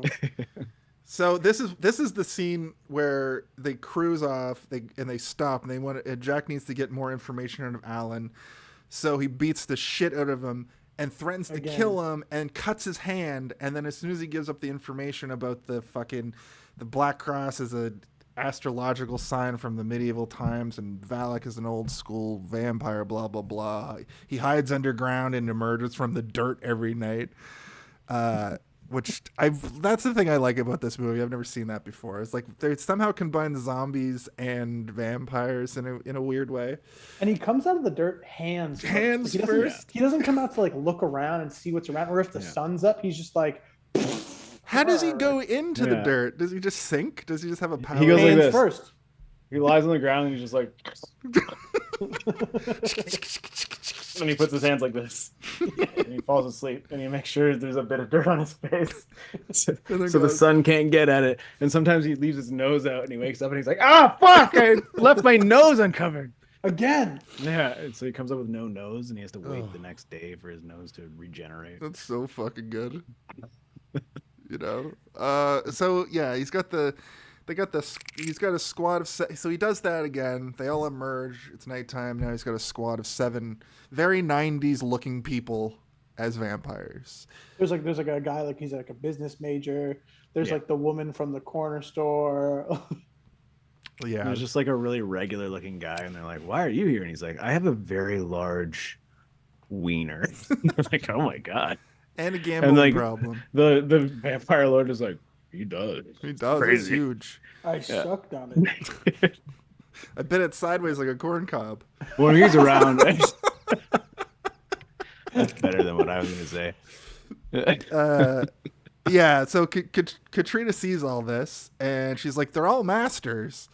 And yeah, Jack's still beating up fucking Father Adam. Cuts him for info, then pats him on the back as soon as he gives up the info. And it's called the Cross of Berzier. Valek makes it to the monastery, and Valek got a reverse exorcism. So he fucking kills everybody in the monastery in a hilarious scene where he's just killing monks. Yeah. Oh, the gore. I mean, the Foley for the gore in this movie is so funny. It's just the grossest squelching. Whenever he's like killing people, it's like it's a lot of like mashed potato sound effects, yeah. But not bad though. Like I think the Foley in this movie is actually quite good. Even the screams and stuff, they're all right. You're a sound design guy. Like your ears pick that up probably better than the average fellow. I get kind of annoyed sometimes when there's lazy Foley, and I didn't notice it in this one, but I do notice it in a lot of movies, and I'll tell you, John Carpenter, he doesn't skimp, man. He doesn't skimp on the sound effects. Even like the corny sound effects that you hear in like Big Trouble and stuff. They're like iconic almost. Like they create specific sound effects for that movie, and they. I mean, I didn't notice anything that stood out being like, wow, that was amazing, but I wasn't also like, ugh, bad. Bad clanking sound. You had some issues with Assault on Precinct 13 last week, but that movie was made in well, the that 70s. Was also like they were using stock sound effects, Yeah. right? They didn't have the budget to do that kind of stuff. So I was like, yeah, the I'm like, yeah, those are all Lucas, Foley stock barn noises that they can just like pull from the library. But yeah, I didn't notice a lot in this one. And I did notice that the squishies were squishy. Very and squelchy. They were good squishy and squelchy, yeah. We find out that this monastery has the cross to the point that he gets to the cross and gets his hands right on it. And Katrina's like, he found it. And when they get to the monastery, it's like that scene in Starship Troopers where they get to the brain bug. He sucked his brains out. Yeah. Yeah, Sucked his brain. they're walking through seeing all the carnage, and it looked like they used real bodies for this, where in Starship Troopers it was like a lot of like mannequins. Well, that's another thing about Verhoeven and Carpenter. They know when to use the practical effects, and they know when to do it properly, right? Like the very beginning of the movie, when the first assault on the house, when they stab the guy in his head. There's like a dummy head that they have for a second there, and then it cuts to a guy with like a prop in his head, and it's not seamless, but it's like almost seamless to the point that you would call it perfect. Where you're like, I know where the seam is, but I like it, and it looks good. I think my favorite part about this scene was that the fountain was just turned to blood. There was a fountain in the foreground that was just very like D&D style, yeah. Where it's like, holy shit, it's like a fountain of blood, yeah. Did he do that with magic, or does the fountain just have like an input that puts the water out and people died into? Well, it? I think we can all safely assume that vampires are magical, yeah, to some degree, right? I'll kill all these guys and also make this fountain blood. The monks were like, oh, it's 2 a.m. in the middle of the desert in our monastery. Let's all hang out outside tonight, guys. And they're like, yeah. It's Saturday. It's the only day of the week we're allowed to get drunk at 2 a.m. Yeah, and it's the only day we're allowed to talk. Yeah. Come on, kick your sandals off and have a good time. Kick your sandals off. Montoya and Jack get into a bit of a fight over Katrina, how they should sort of be treating her, and this is where we get our first inkling that Montoya might have a little bit of a crush on his captive, groomed, child-brained future bride. Yeah, even our protagonist is like, just beat her up. She's a dumb hooker, vampire, whore, slut. And it's like, he's like, that's my girlfriend you're talking about, and she's like, I don't know you. You did bad things to me in a hotel room. There's like a ratings board person in the audience, and they're just like writing notes. John Carpenter's like, what are you writing? And she's like, you put it in the movie, man. Yeah, you wrote the word whore in the script 72 times. Yeah. Does she need to be naked right now? Yes, it's part of the plot. Okay, John. Yeah. What happened to this guy? He made Halloween. Yeah, but he also made Escape from L.A.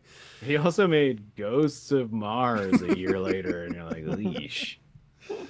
So we find out that the Berzier cross allows Valek to fully reverse exercise and can become a daywalker if he fully reverse exercises. I need to reverse exercise. Yeah, that's how you get fit and go into the sun. He sits on a couch and starts like spitting blood on the ground and eating potato chips. He's like, this is a reverse exercise. It's perfect. Doctors hate him. I made it. They make it to Santiago, and this is another part where the music in the background is just, it doesn't really fit, but it just is like too good for like the scene.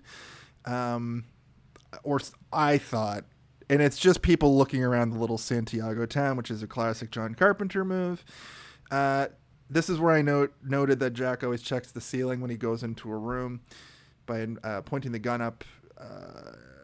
And then, time to kill some vampires. And this is where we get kind of a suit up thing, and they go into one of the buildings and they figure out that it's the prison because it's the prison is where they're holed up because that's the most. Yeah. This is where we get like a the fortress. The hiked up James Woods jeans shot. He turns around and you see his caboose. His whole, and then you see his hams. His moose in the front.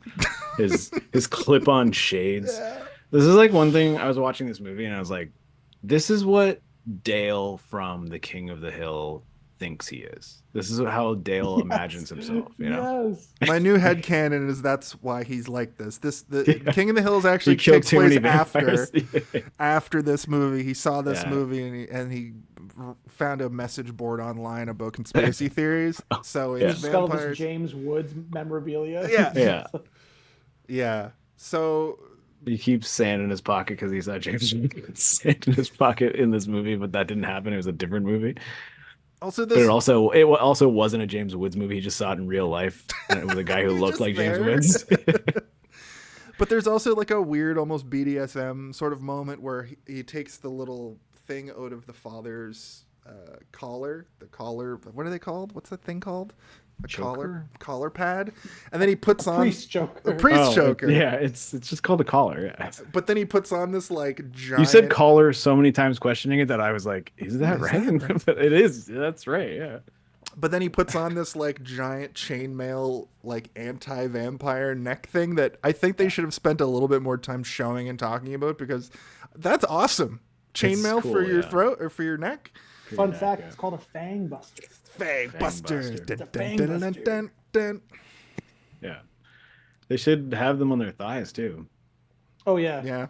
That's the best part of. I mean, you know, like I'm not a vampire, but he couldn't tell. He was like, "Are you wearing a fang buster?" I don't know. I'm gonna go. He's like, "I'm wearing two, one over here and one over here." Actually, I'm wearing three, one right here, just right on his crotch. One over here and one over there. Yeah, that's where the vampires really want to suck from, right, Father? Stop talking to me. Yeah, he's like, "Why are you so gay?" And he's like, "I'm not gay. You're gay. You're gay." All right, a kiss for good luck. kiss on my penis for good luck. Yeah. So they suit up. They've got their party of three. I suspected John Carpenter might have been playing Japanese role-playing games at this point. Maybe not. Maybe just playing NBA 98. They go in and they're. I didn't get what you were going at for a second there, but I do like the NBA 98. I get it now. Yeah. I didn't get a laugh, so I knew that NBA 98 would move the needle. That's what gets the people going. Yeah. They go in and they immediately get attacked by vampires, and this vampire fight goes a little bit differently. They get the first one, pull them out, it's no problem.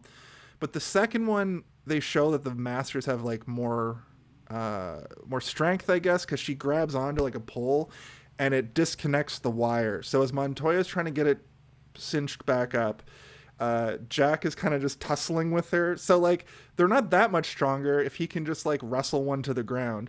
He gets on top of her, they get it cinched again, it starts pulling, and I was like Jack, get off of her. And I was like, why? Then I realized these things are exploding into real fire. It's not like mystical fire. It's like a bomb. Yeah, they're like fucking bomb. It's like hot enough to kill a man.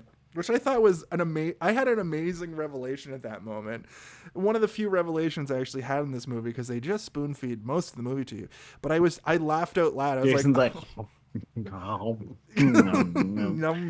They blow up, don't they? Like gunpowder. Feed it to me, Jan. Feed it to me. I'm not a smart man. I just say what happens next. Right. So it is good though. And it's not something you really see even in like Blade. They just kind of like fall into a pile of bones and like they turn into ash and they're kind of like flamey a little bit, but they don't it's not even blow hot. up. Like no one's like, ooh, that's hot. Yeah, this is like sulfur almost, like exploding, or like phosphorus or something. You know, it's just like fireworks going on. I have a thing from Tim in the chat. James Woods on John Carpenter. Absolutely love John Carpenter. He's like a cynical gunslinger with a film vocabulary all to his own. Maybe the most fun I've had on a movie. That tracks. Yeah, because they were didn't like, say film. Yeah. Do whatever you want, James Woods. He's like, okay. He's like, I was in Videodrome.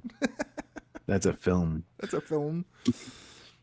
Jack cooks up a plan to get the vampires sort of funneled into the elevator, and the father has to be the bait because Jack has to be the action hero and kill them, and Montoya is the only person that can drive the Jeep, I guess. I had the question for you guys, which like I guess it's because everyone else is dead, but Montoya is the crank man twice in this movie.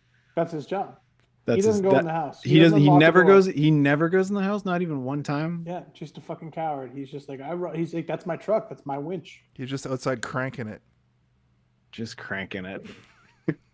Because they knew if they had to have him in an action sequence, it would just look so it would bad. be bad. Yeah, he would trip on his like own we need sweat. a stuntman who's really good at wearing a fat suit. I guess. He's just so husky. He's just a husky boy. Yeah, it's not even that he's fat. He's just kind of like thick neck, thick. He's just like a normal guy. You know, he's not an actiony man. He's just kind of like, I can do the voice, the Alec Baldwin voice, but I'll lie on top of somebody and I'll pretend to hit a lady, but that's all you're getting from me. Like so nothing. It would have been funny if you know how in the Flintstones sequel, Stephen Baldwin played Barney Rubble. Oh my god, thank you so much. Because last night when I was watching this movie, I was like, is he fucking Barney Rubble? Well, if it'd be funny if Daniel Baldwin just played Fred Flintstone, and both the Baldwin boys just played young versions of the Flintstones. I mean, I like to imagine that the Baldwins were in some sort of interdimensional accident, and they're all the same guy.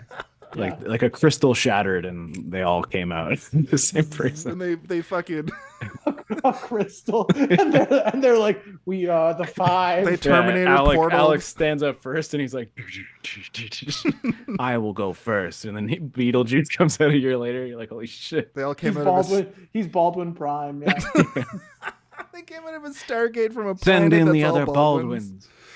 Oh my god, that's good. That's good stuff, guys. Gotta say. The AI machine is going to like this one.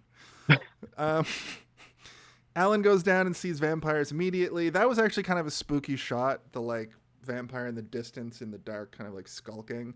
I liked that. That was very John Carpenter. John Carpenter from Mars, which is a new movie onward. Oh, but goodbye. We're all here. Don't you worry about it. We're just vacuuming ourselves. He goes down the elevator, and when he was told explicitly not to leave the elevator, just bait them in, and he just walks out. So maybe the vampires have some sort of vampire telekinesis ability to like draw. Maybe, but it also seems like he was getting a little too like big for his britches. He's just brazen. He's like, I can get more of them if I walk out into the hallway. More of them will see me. Okay. And you know what? It works. So. Well, there's a weird romantic moment before that where like. It seems like he's trying to tell him not to go. And he's like, I'm going to go. And he's like, okay, go. And then like there's a second moment where he's like, Father. And he's like, I know. And I'm like, there's like a weird, like they're about to kiss moment again. Where I'm like, these guys are going to kiss. Why don't they just kiss? Fucking kiss. This movie, maybe one day it'll be looked back at like Freddy Krueger Part 2.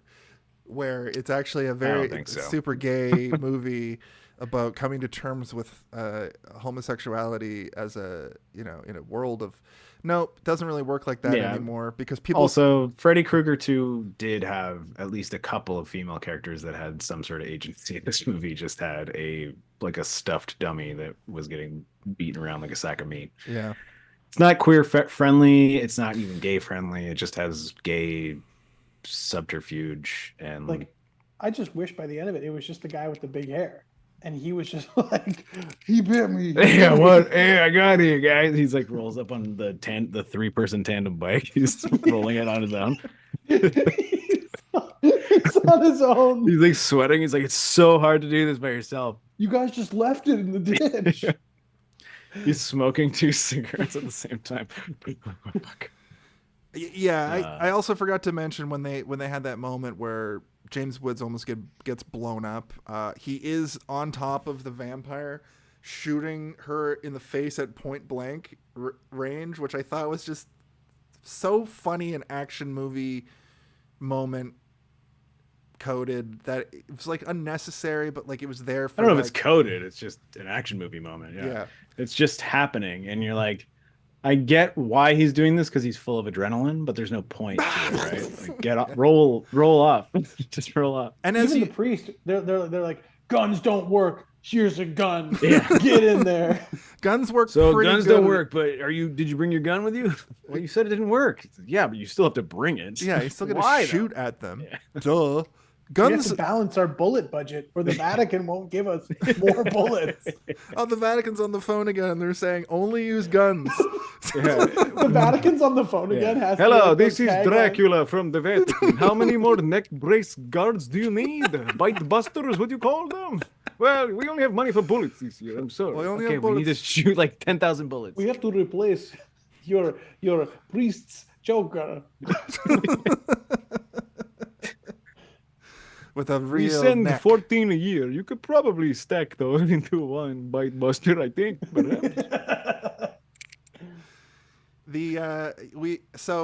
it descends into night at this moment, and then they say another rule. They're like, Rule 8: you can't fight a master at night.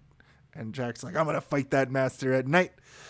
So this is their Matrix. Nobody fights an agent moment. But he's like, look at me. I'm James Woods. I'm so beefy. I can do this. Yeah.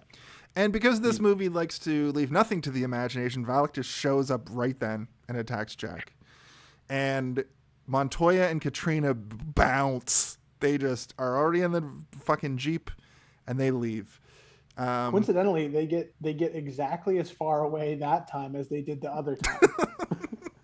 Just 6 minutes down the road, and they're done. James Woods is in the bush again. Oh, get the fuck out of here. Well, Father Allen is also hiding during this. His adrenaline must be going crazy. Katrina turns full vampire during this. So during these sequences, she's pronounced tortilla. Tortilla. She's tied up. Oh, I understand the joke now. Thank you. Okay. I'm sorry I didn't laugh so hard. But it's very funny, Steve. I apologize. That's good. Hurricane. Okay. Hurricane funny. Hurricane hilarious. The thing that I liked about this hated about this last little bit is Katrina's tied up like this in the truck, just writhing, like just turning into a bag of tortillas falls down, and she goes like, more like Hurricane Tortilla. There you go. There we go. Thank you. Brought it back. Thank you. Katrina goes full vampire and bites Montoya on the neck, and it's pretty gruesome. It's a pretty gruesome bite. The gore for it looked cool, and she bites a whole chunk of his fucking pastrami ass skin off. But Montoya loves it. He's like, yeah, bite me more. I wrote, he loves it though. He loves it. He loves it, and he loves it for no reason. Like, it didn't make sense to me as a choice. Like, I was like, one, he's already turning into a vampire, so is his blood still good? I guess so. And then two, he's just like, yeah, sick. He likes pain. And in no lore that I know of, the vampires just like eat each other's faces and shit. Like, they just, if anything, it like hurts them if they feed off other undead, right? Like, it's bad for them. It's bad for them. I think he likes getting hurt and likes hurting people. Because in the next very moment he shoots a Uzi in the air so much that the barrel gets hot, and he presses that to his neck, and he doesn't scream or yell. He just goes, ah. It's soothing for him. So weird. And I looked at the time at this point, how much movie was left, and I was like, how are they gonna fucking wrap this up?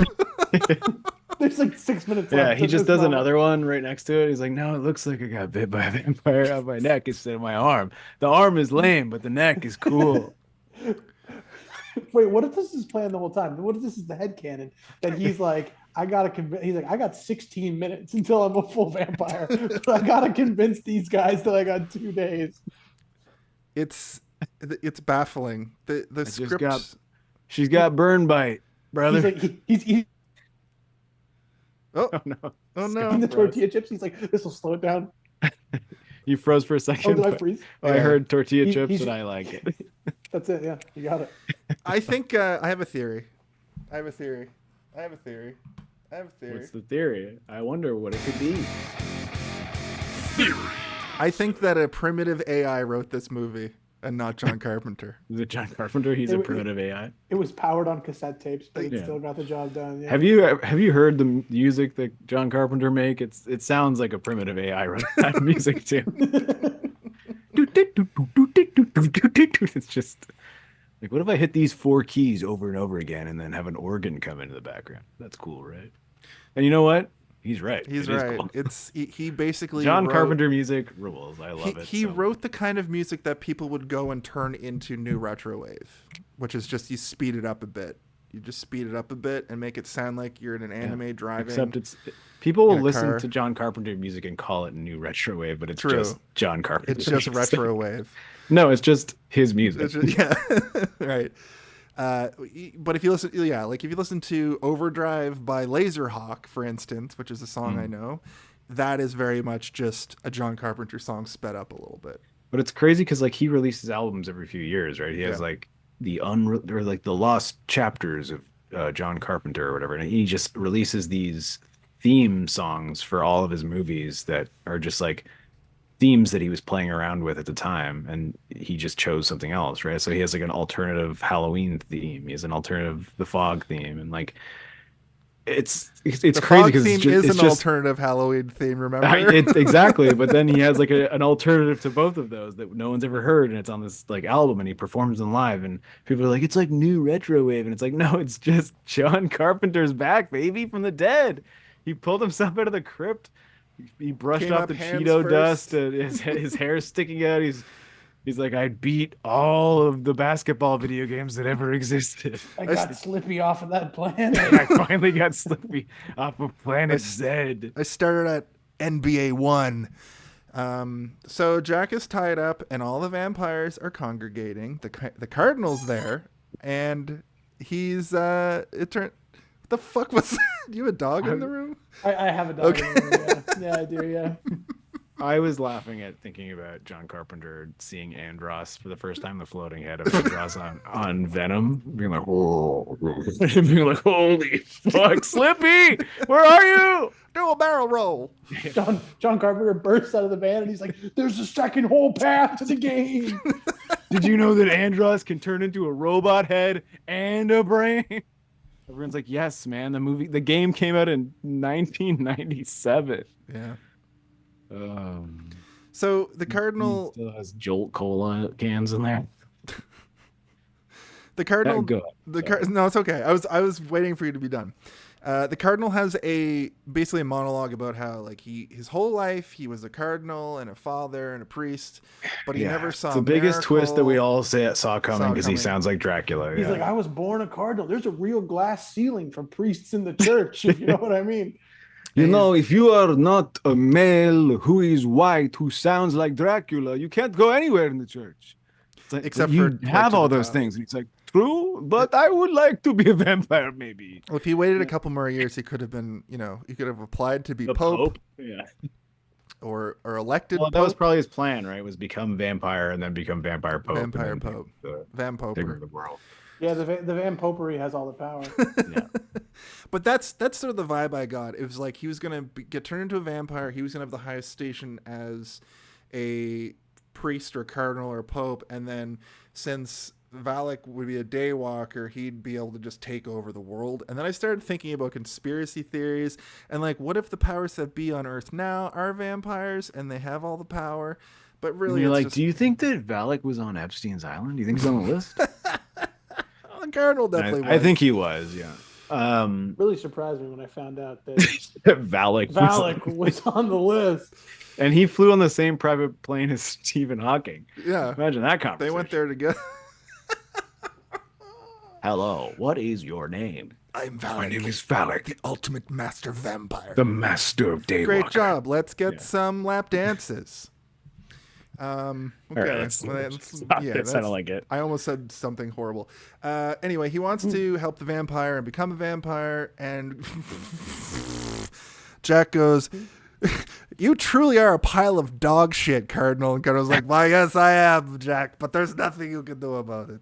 But it's like a weird comedy angle, right? Like the first comedy angle in the whole movie, really, like where they shoot it low and like it's almost like a Bruce Campbell bit from like a Sam Raimi movie where you're like, what the fuck am I watching all of a sudden? It's turning into a slapsticky comedy. The cardinal gets that nice like low shot right to his chin where he's like, let me monologue at you about how hard my life has been and how I'm gonna finally get eternal life. Not that bullshit eternal life that I've been peddling to poor people, but the real good stuff. The good one where I don't die and you do, and I have to suck all your blood out. It's gonna be great. Lys Soldish in the chat, first time chat person. I think they tried to Google in the chat by saying SoundCloud Star Wars soundtrack, and then said, dude on the top left looks stoned out of his mind, not gonna lie. So I think that's you. It could be. Damn, man, I'm sober. Well, you've been having a couple cervezas. Yeah, that's true. I'm working on one beer. That's true. Yeah, you're having a Thursday night Sapporo, and this or woman, who knows? This is a person who's never been in the chat. I'm gonna get my eyes real open. Get them real open. We're not stoned. Now you seem like you're on a different type of drug. The same stuff that old Jamesy Woods was on during this nightmare. Thanks for coming to the chat, hangout, and if you have any questions, feel free to ask. Unless it's about how stoned we all are. You know what? Ask that too. Fucking pole smoking fashion victim is what. Yeah. What he calls Valek. Jack is trying to do that thing where he goads the bad guy into like letting him go by just calling. But he's trying to do the Jack Burton thing where the trade-off for Jack Burton is that he has really good disses, right? Like he can hit you right in your solar plexus, right in the throat, right in the nose, right on the chin. But then he falls on his butt and does something embarrassing, right? Like James Woods is not doing that throughout the movie. He's not falling on his butt and doing embarrassing things. And like the only thing that Jack Burton does at the end of Big Trouble in Little China is he talks the whole time about how good he is at throwing a knife, and he throws the knife directly. He rolls a natural 20 and throws it right into the head of Lo Pan, right? Like between the eyes, kills essentially a god. And it's like, see, I told you I'm good. But the rest of the movie, he's just shitting the bed. He shoots in the air and a rock falls on his head and knocks him out for a whole fight. That's the beauty of that movie. Whereas this movie is they're trying to eat the cake and still have it, kind of thing. Where it's like you can't do that. It doesn't work and it's not fun. It makes us as the audience be like, yeah, I don't like this guy. He seems like he thinks he's better than us. It's just James Woods saying homophobic slurs. Yeah, he says so many homophobic things in this movie that it made me feel bad. He's like, what are you, a small penis to fat debutante? Like, why don't you come at me and let me go out of this crucifix? I bet you like sucking men's buttholes. And you're like, stop saying that, James. It's such a weird thing. I'll never stop. They're all ad libs. Yeah. No one reacts to them as well. Like literally no one reacts. He comes on set, he's got his reading glasses on, and he's like, so I wrote a couple more. And everyone's like, stop, James, stop. You really have to stop using the F slur, James. We've cut it out. We're unrated at this point. You have to stop. You have to read the script. Why did we ever find out why James Woods got canceled in the 90s, early 2000s? Is it what you assume? Cancer. Oh Jesus. Do you want to move on from it? Can you make heads or tails what I sold? He called Stephen Hawking a pole smoking fashion victim, I think. This person in the chat knows you, Boba. That's me. I think they're a fan of your SoundCloud stories. You got a Star Wars story on there? Yeah, I did a Star Wars recording for Scott. Oh, actually. Cool. Yeah. I was for Scott's game, and what a strange double cut. That's awesome. Yeah. Interesting. This person knows you guys for sure. It's got to be that way. It's about a clone who saved or almost saved a Jedi and then took their lightsaber and then went to a planet and then had an adventure. That's fun. He stole their lightsaber because he was greedy. No, it's because it was during Execute Order 66. Execute Order 69, says Jack. Yeah, that's what he would say, Jack Crow. Also, why doesn't Valek... George, do you think it should be Execute 66 or 69? George is like, I think that's a sex number. Yeah, no, it's not. Call George. the music jizz. Yeah. Why doesn't... You got a whale on it. Yeah. So here's your jizz whaler, and here's your jizz flute, and here's your jizz drum. Oh, jizz drum. Isoldish played Sea of Thieves with you. It's all making sense to me now. Oh, Bilbo. Yeah, that's me. That's On hilarious. on the seven seas. On the seven Yeah. seas. I've been on that too. You might have talked to me too. Maybe not. Why doesn't Valek have a European accent really? Like for the most part, doesn't. Does this actor just not know how to go? Because he's from South America. Oh, I thought he was from.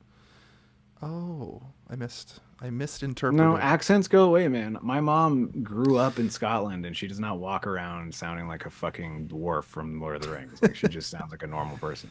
Okay. Yeah. When she gets drunk, she sounds like a dwarf from Lord of the Rings for sure. When she gets drunk, she just sounds like a newfie, probably. Or when she's mad, she's just like, you see. Have you seen that thing where, like, again, accents do change over time? So like the true European accent is actually like the Appalachians, like North Carolina accent. Right. Yes. But like those people just like moved up into the mountains and like never interacted with anyone again, so their voices didn't change. Oh, interesting. And now all the skinwalkers are imitating them. So Katrina shows back up. She's covered in blood. This is where we get a shot of Montoya cauterizing a neck bite with a machine gun. And I wrote pretty badass, but dumb as fuck.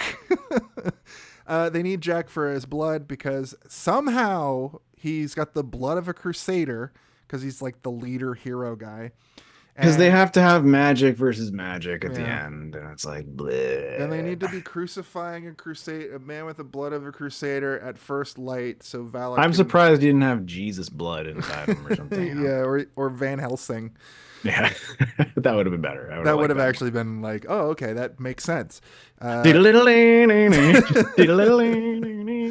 So luckily, Alan finds a shotgun, and they cut some titty blood out of Jack, which I thought was they cut him like here.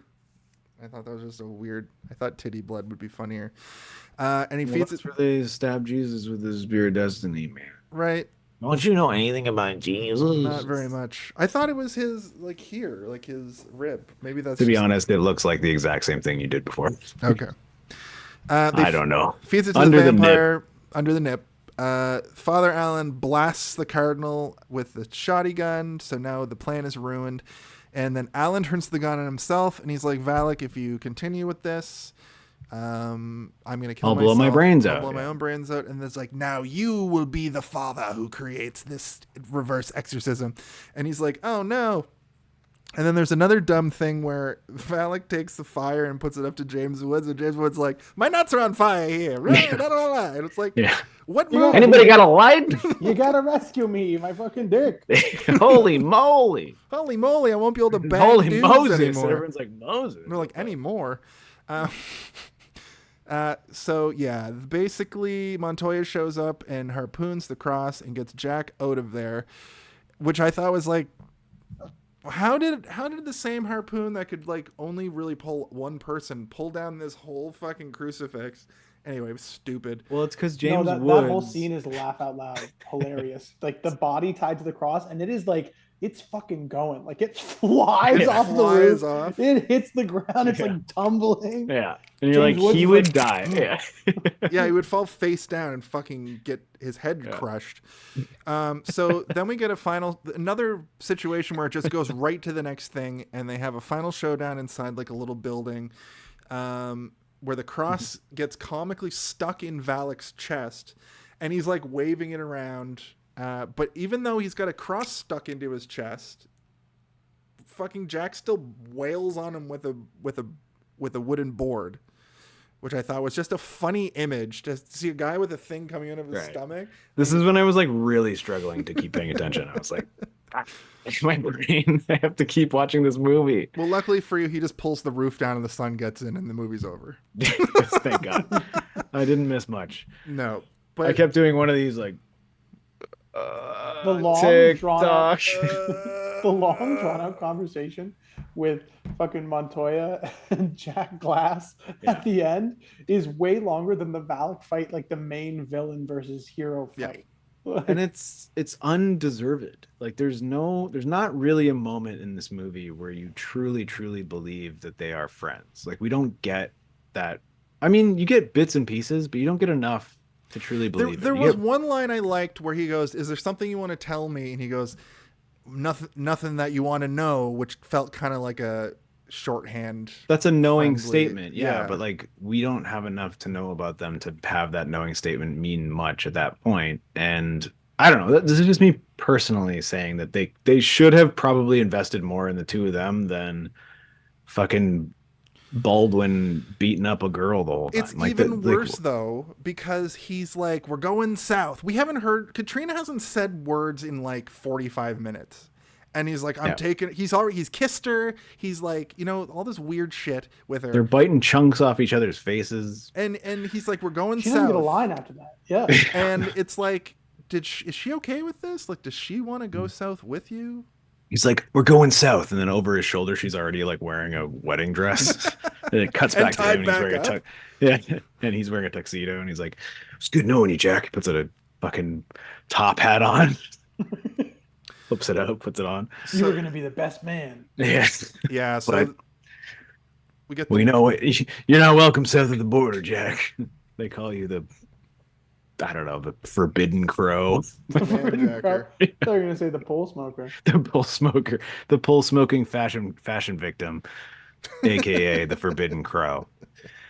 So basically, we get one more rule, and it's you don't let a vampire leave. And I was over it, and he lets him leave, and he's like, "You got 2 days, but then I'm coming looking for you." And it's like, just shoot him, just kill him. Who cares? Yeah, I mean, we already went over this a couple times, but like, there could have been 10 different versions of this ending that would have been better than them just walking off. Like, I guess they wanted to set up the sequel premise, but John Carpenter doesn't make sequels very often. He's got one real Escape from LA, and that movie kind of fucking sucks ass too.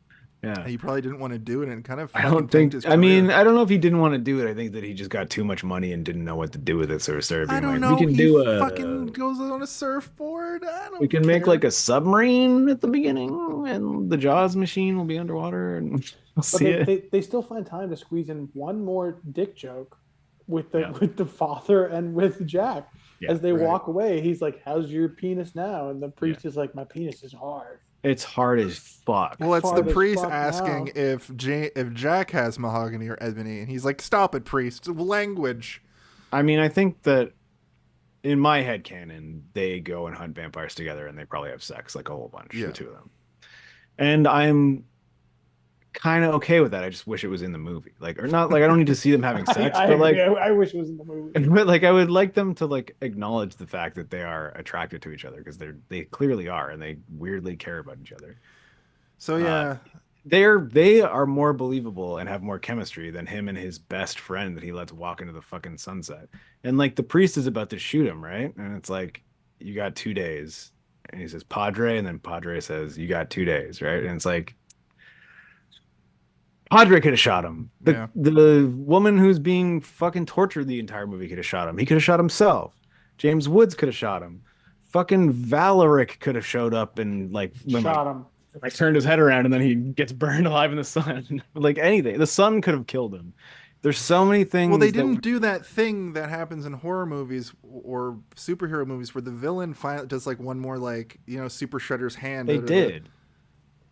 They did in the sense that they let him go. Oh yeah, but what I mean is, like, instead of that, they did the definitive villain dying, where he doesn't just burn up, he fucking explodes and a hand goes flying. Did you notice that? Yeah. I love the hand. I was like, oh shit. There's a few movies where an explosion happens and the magic in the explosion is so perfect that you just see the dummy hand like come close to the camera, and you're like, sick, there's the hand. And I can think of one other movie where this happens, and it's the Mortal Kombat, the Paul W.S. Anderson movie, the director that you were on for last, Scott, of the director of Event Horizon. He has an explosion of scorpion in that movie where he blows up and just a perfect hand flies right at the camera. And I remember seeing that as a kid being like, whoa, that's a hand. That's a hand. And like now as an adult, I'm like, there's that hand that I noticed when I was 6. I'll never not notice that hand. What's your brief history with the hand from Scorpion's exploded corpse? Yeah, and Jason's like, I remember the butt, and then I look in the corner and it's like a scorpion butt. Like, you didn't notice the butt? I'm like, oh, I was focused on the hand. Yeah, I didn't even notice that butt. didn't even notice that butt. But yeah, that is the movie. We're in at time here. That is the movie. John Carpenter's Vampires. John Carpenter's Vampires. What's it called? John Carpenter's Vampires from Mars. Oh. Escape from John Carpenter's Vampires is what we did during this podcast. So this is all canon. It's all connected. Before we get out of here, we have a couple of little thingies we like to do. Did you guys have your Home Alone Home Alone? Here, let me just... If you had to pick one, what do you think the Home when Alone of it is all? the Home Alone of it all? Can someone please tell me when the Home Alone of I it really all gotta happens? know. When is the Home Alone of What it all? is the Home Alone of it all? Now that's the Home Alone of it all. Essentially, if you don't know, the Home Alone of it all is just basically the draw of the movie and the movie Home Alone. I posit that the Home Alone of that movie is when Kevin McAllister slaps down the blueprint of his house with all the traps, and that's what we all came to see. These poor idiots get just buffooneried into oblivion by homemade traps. In this film, I would say that... Scott, have you seen that movie? Home Alone? Yeah, the movie Home Alone with I've starring seen Macaulay Home Alone. Culkin and Joe Pesci. Yeah. I was in that film. And Daniel Stern. And Catherine O'Hara. Catherine O'Hara and John Candy. And the dad who's in stuff whose name nobody knows. I was the first pizza guy in that movie. The one who doesn't get scared. I was the brave pizza man in Home Alone. I was brave pizza man, yeah. I was the milk vomit that came out of Buzz's mouth when Kevin ran into his stomach head first. God. I was Buzz's girlfriend. The photo was me. Woof. But I would say the Home Alone of it all. There's no real clear Home Alone of it all, except for when they're killing vampires, maybe. Yeah, I would say the Home Alone of it all is like when they first shoot that vampire and drag his ass into the sun. I was like, holy shit, this is sick. Yeah. I think And then Home Alone. Oh, my bad. I was gonna say my brain started going mad with like, I haven't seen this movie in years, and I don't remember if they do anything cooler than this. And the answer is they don't really do anything cooler than that. I mean, there are cool moments, but nothing as cool as harpooning a vampire through their chest like you're a fucking whale hunter, and then like a whale hunter reeling in a fish, but it's a vampire. It's like the best vampire thing I've seen in the worst vampire movie. It makes me want to do like a vampire hunting D&D where it's just humans versus vampires, like no special powers. You just have tools, and like you have all these tools at your disposal, but you cannot use magic. It's just like you can have vials of holy water and like garlic clove oil and shit that you can rub on your blades, but like that's it. No drow magic, no fucking druidic magic. You can't turn into a cat. You're just shooting vampires and dragging them in the goddamn sun. But Luna Devonair says Hunter. Scott knows. Yes, I ran that game. I ran that Hunter. Game. Yeah, Scott, I'm sorry I didn't mean to ramble, but what for you? Oh no, ramble away. Yeah, I think the Home Alone of it all is those 8 skulls on that truck. Yeah, that's a good I think too. that you just see those 8 skulls and you're like, oh my god, what did they do?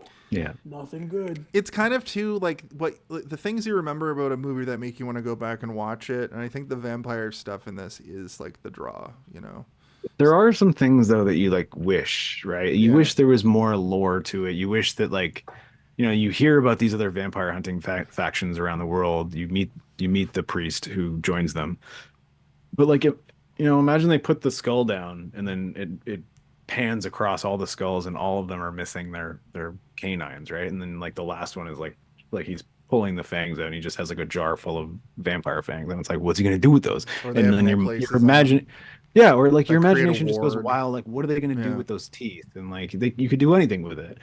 And it's just like little things like that you want to add. But like, I guess they had enough because like they didn't want to spend the time doing it. But like, I don't know, man. There's like enough coolness, but there's so much room for more that they, I think, kind of wasted the potential. But I don't know, that's my opinion. I don't know. That's a good. I agree. Imagine they grinding up the teeth and they're like, we got tooth dust, and you're like, what are we gonna do to the tooth? They get like temporary vamp. Makes you want to hit a woman. Oh fuck! Again? Daniel, stop. What do you say before we go into our final thoughts? Though we play the hit game show MPAA guessing game. It's time to play Guess the MPAA. Hello, everybody. I'm Jack Crow, the host of the hit Wow, that's a great Jack Crow impression. the hit game show. Guess the MPAA. The rules are simple. Basically, at the end of every movie, What I forgot. there's a 5-digit MPAA certificate number. We used to just say what it was, but I thought it'd be fun to play a little guessing game where I give you the first 2 numbers of the 5-digit number, and you just have to guess the other 3 numbers. The rules are simple. I'm going to give you each 2 guesses. You'll go back and forth. Scott, starting with you, of the 5-digit number, what are the 3 digits after the first 2 digits? You got that? You got Can we that? just go over that a couple more times just so I really have it? You're guessing a number between 1 and 999. Yeah. And I'll tell you if it's higher or lower.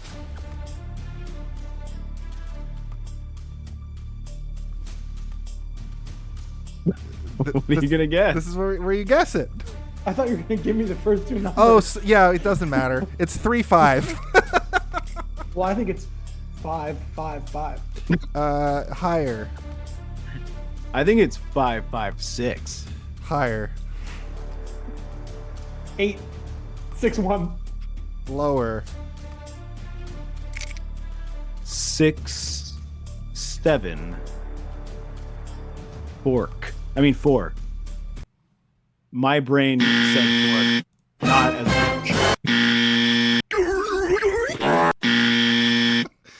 No. Nobody's got it yet. I'm sorry that I'm still trying to figure out how to explain that. But essentially, that was the MPAA. The MPAA, everyone. The MPAA. What was the number? It's Wow. 35771. Oh, we weren't that No, you were pretty close. far off. Yeah. I was so close. My first guess was the closest guess. Yeah. Well, that was that.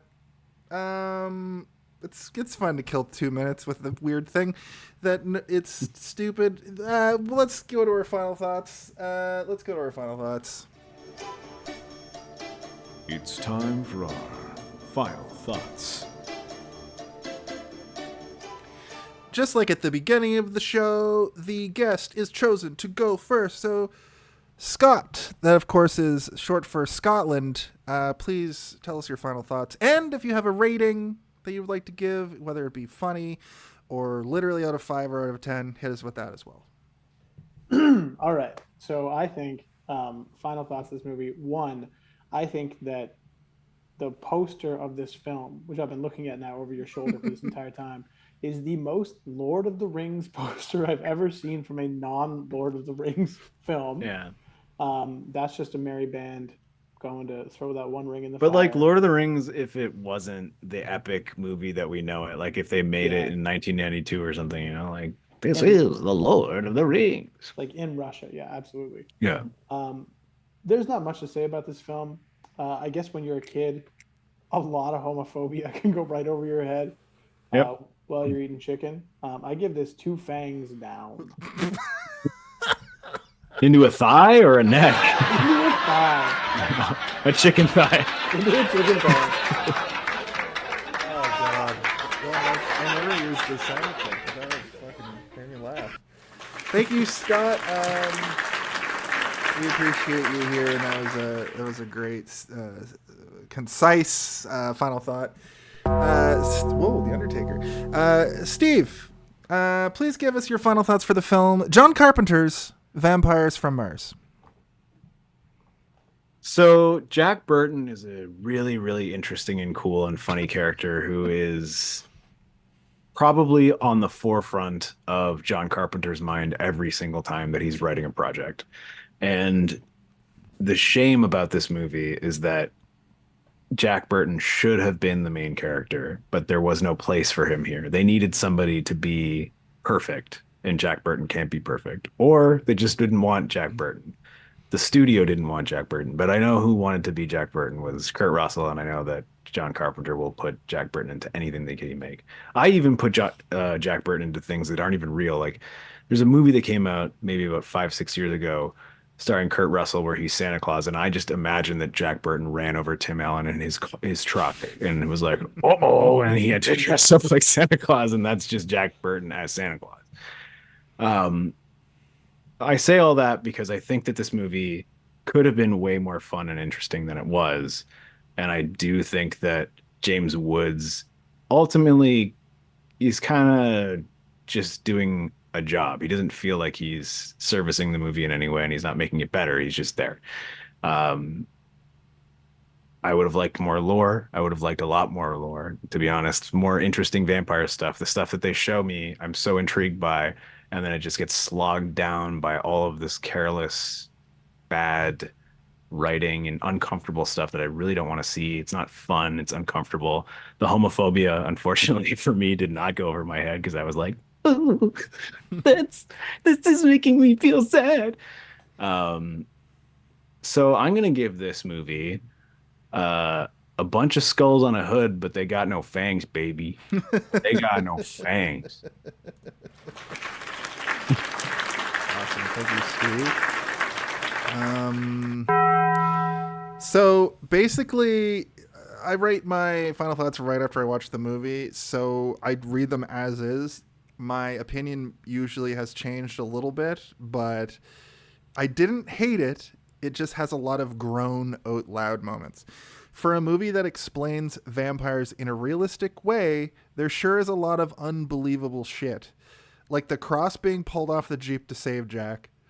I did like that the myths are dispelled. Like the whole, like, the reason why, you know, people don't know about them is because they don't want to know about them. There's an inkling of something interesting there. Oh, garlic is a anticoagulant. Yeah. I also liked the method they used to kill goons. But it is kind of repetitive, like all said and done. They just do that over and over for the first like act of the movie.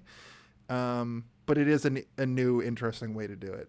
It's a decent looking movie cinematography wise, I thought. And some of the music has no business being that good because I don't know. I've got a soft spot for the ridiculous fucking biker saloon music that plays over just them like looking at each other. Yeah. The problem is James Woods' character is in the wrong movie. He almost feels like a Ghostbuster in a lot of ways. I think this movie was meant for Dennis Leary, and I'm always gonna believe that. And if not Dennis Leary, and part of that is because Dennis Leary was like on the rise. He was starting to be in stuff. No, I believe that if it was him, it probably would have had a little bit more legs, maybe. Would have had a bit more edge to it. Like James Woods is just not that guy, man. He's Dale from King of the Hill. Yeah, James Woods is not an action star. He should be in a suit. 2.7 out of 5. It's overall a pretty fun movie and would have been enhanced watching this with a group of friends. So I give this movie, watch it with a group of friends and 2 fangs down. And don't forget to bring your vacuum manual. Yeah, and also, yeah, all of that stuff. All the better jokes that you guys made. And I think that's it for the show this week. Before we get out of here, I'm going to ask you, Scott, to ask a question. After that, I'm going to play a little love letter to John Carpenter. But before we get to that, Scott, do you have a question for us? Oh, yeah. So when you guys are picking these movies, is it like alphabetical? It's not the fucking question. God damn it. You think you're real slick, don't you, Jack? Jack Crow over here. So it's not them. No, it's the name of the show. Have you seen this one?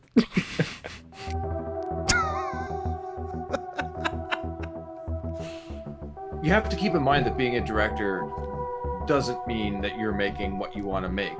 More often than not, as a director, you're an employee working for the producer, and you're doing what they want in your style as they see fit. I think over time he became cynical because he was being forced to make bigger movies with a larger budget, but not a budget large enough to make the movie that people wanted him to make, because he did so well with lower budgets, with like Escape from New York. I think if you want a John Carpenter film to be successful, give him the minimal amount of money that he needs to tell the story that he wants, that he's happy with, and give it a wider release. The people are there to pay for it, and they will go watch it. Like, there are so many fans of his early stuff. It's as his budgets expanded, as the expectations grew to be blockbusters, to be crazy action films. He's not an action director. He's a drama, he's a horror director. So when you're expecting multi-million-dollar box office results from somebody who's not specialized in doing what you're expecting them to draw, what do you think is going to happen? Just let him do what he's good at, give it a wider release. In the end, it's going to be cheaper, and you're going to see a bigger profit off of it. I think that he also sort of became disillusioned by the fact that, you know, he's very creative. He has a good understanding of how to like put a person on screen, and is responsible for several people becoming really famous in their careers. But he also was met with people having been so impacted by his own movies that people started making John Carpenter movies that were better than John Carpenter movies that he could make. And like he would see movies that reminded him so much of his own movies that he was like, I think that there is a younger generation now that are making the same things that I would like to make, Sam but they're Raimi making is it better. literally one of those people.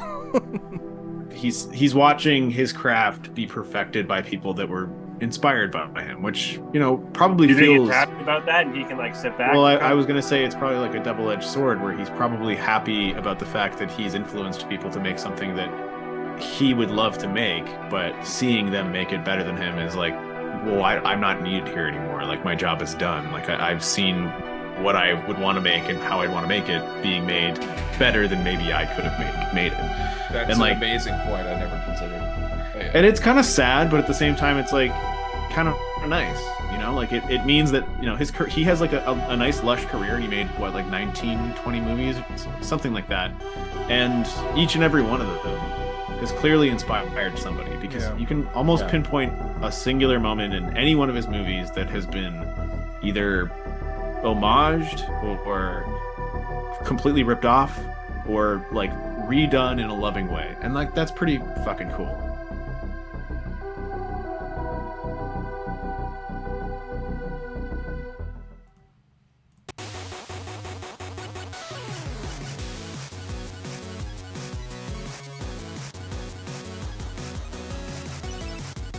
James Woods and the cowboy, the Padre. You guys want to know a disturbing truth? Homaged is not a word. Is that the whole? I made that word up because I thought it was real when I said it, but it's not real, brother.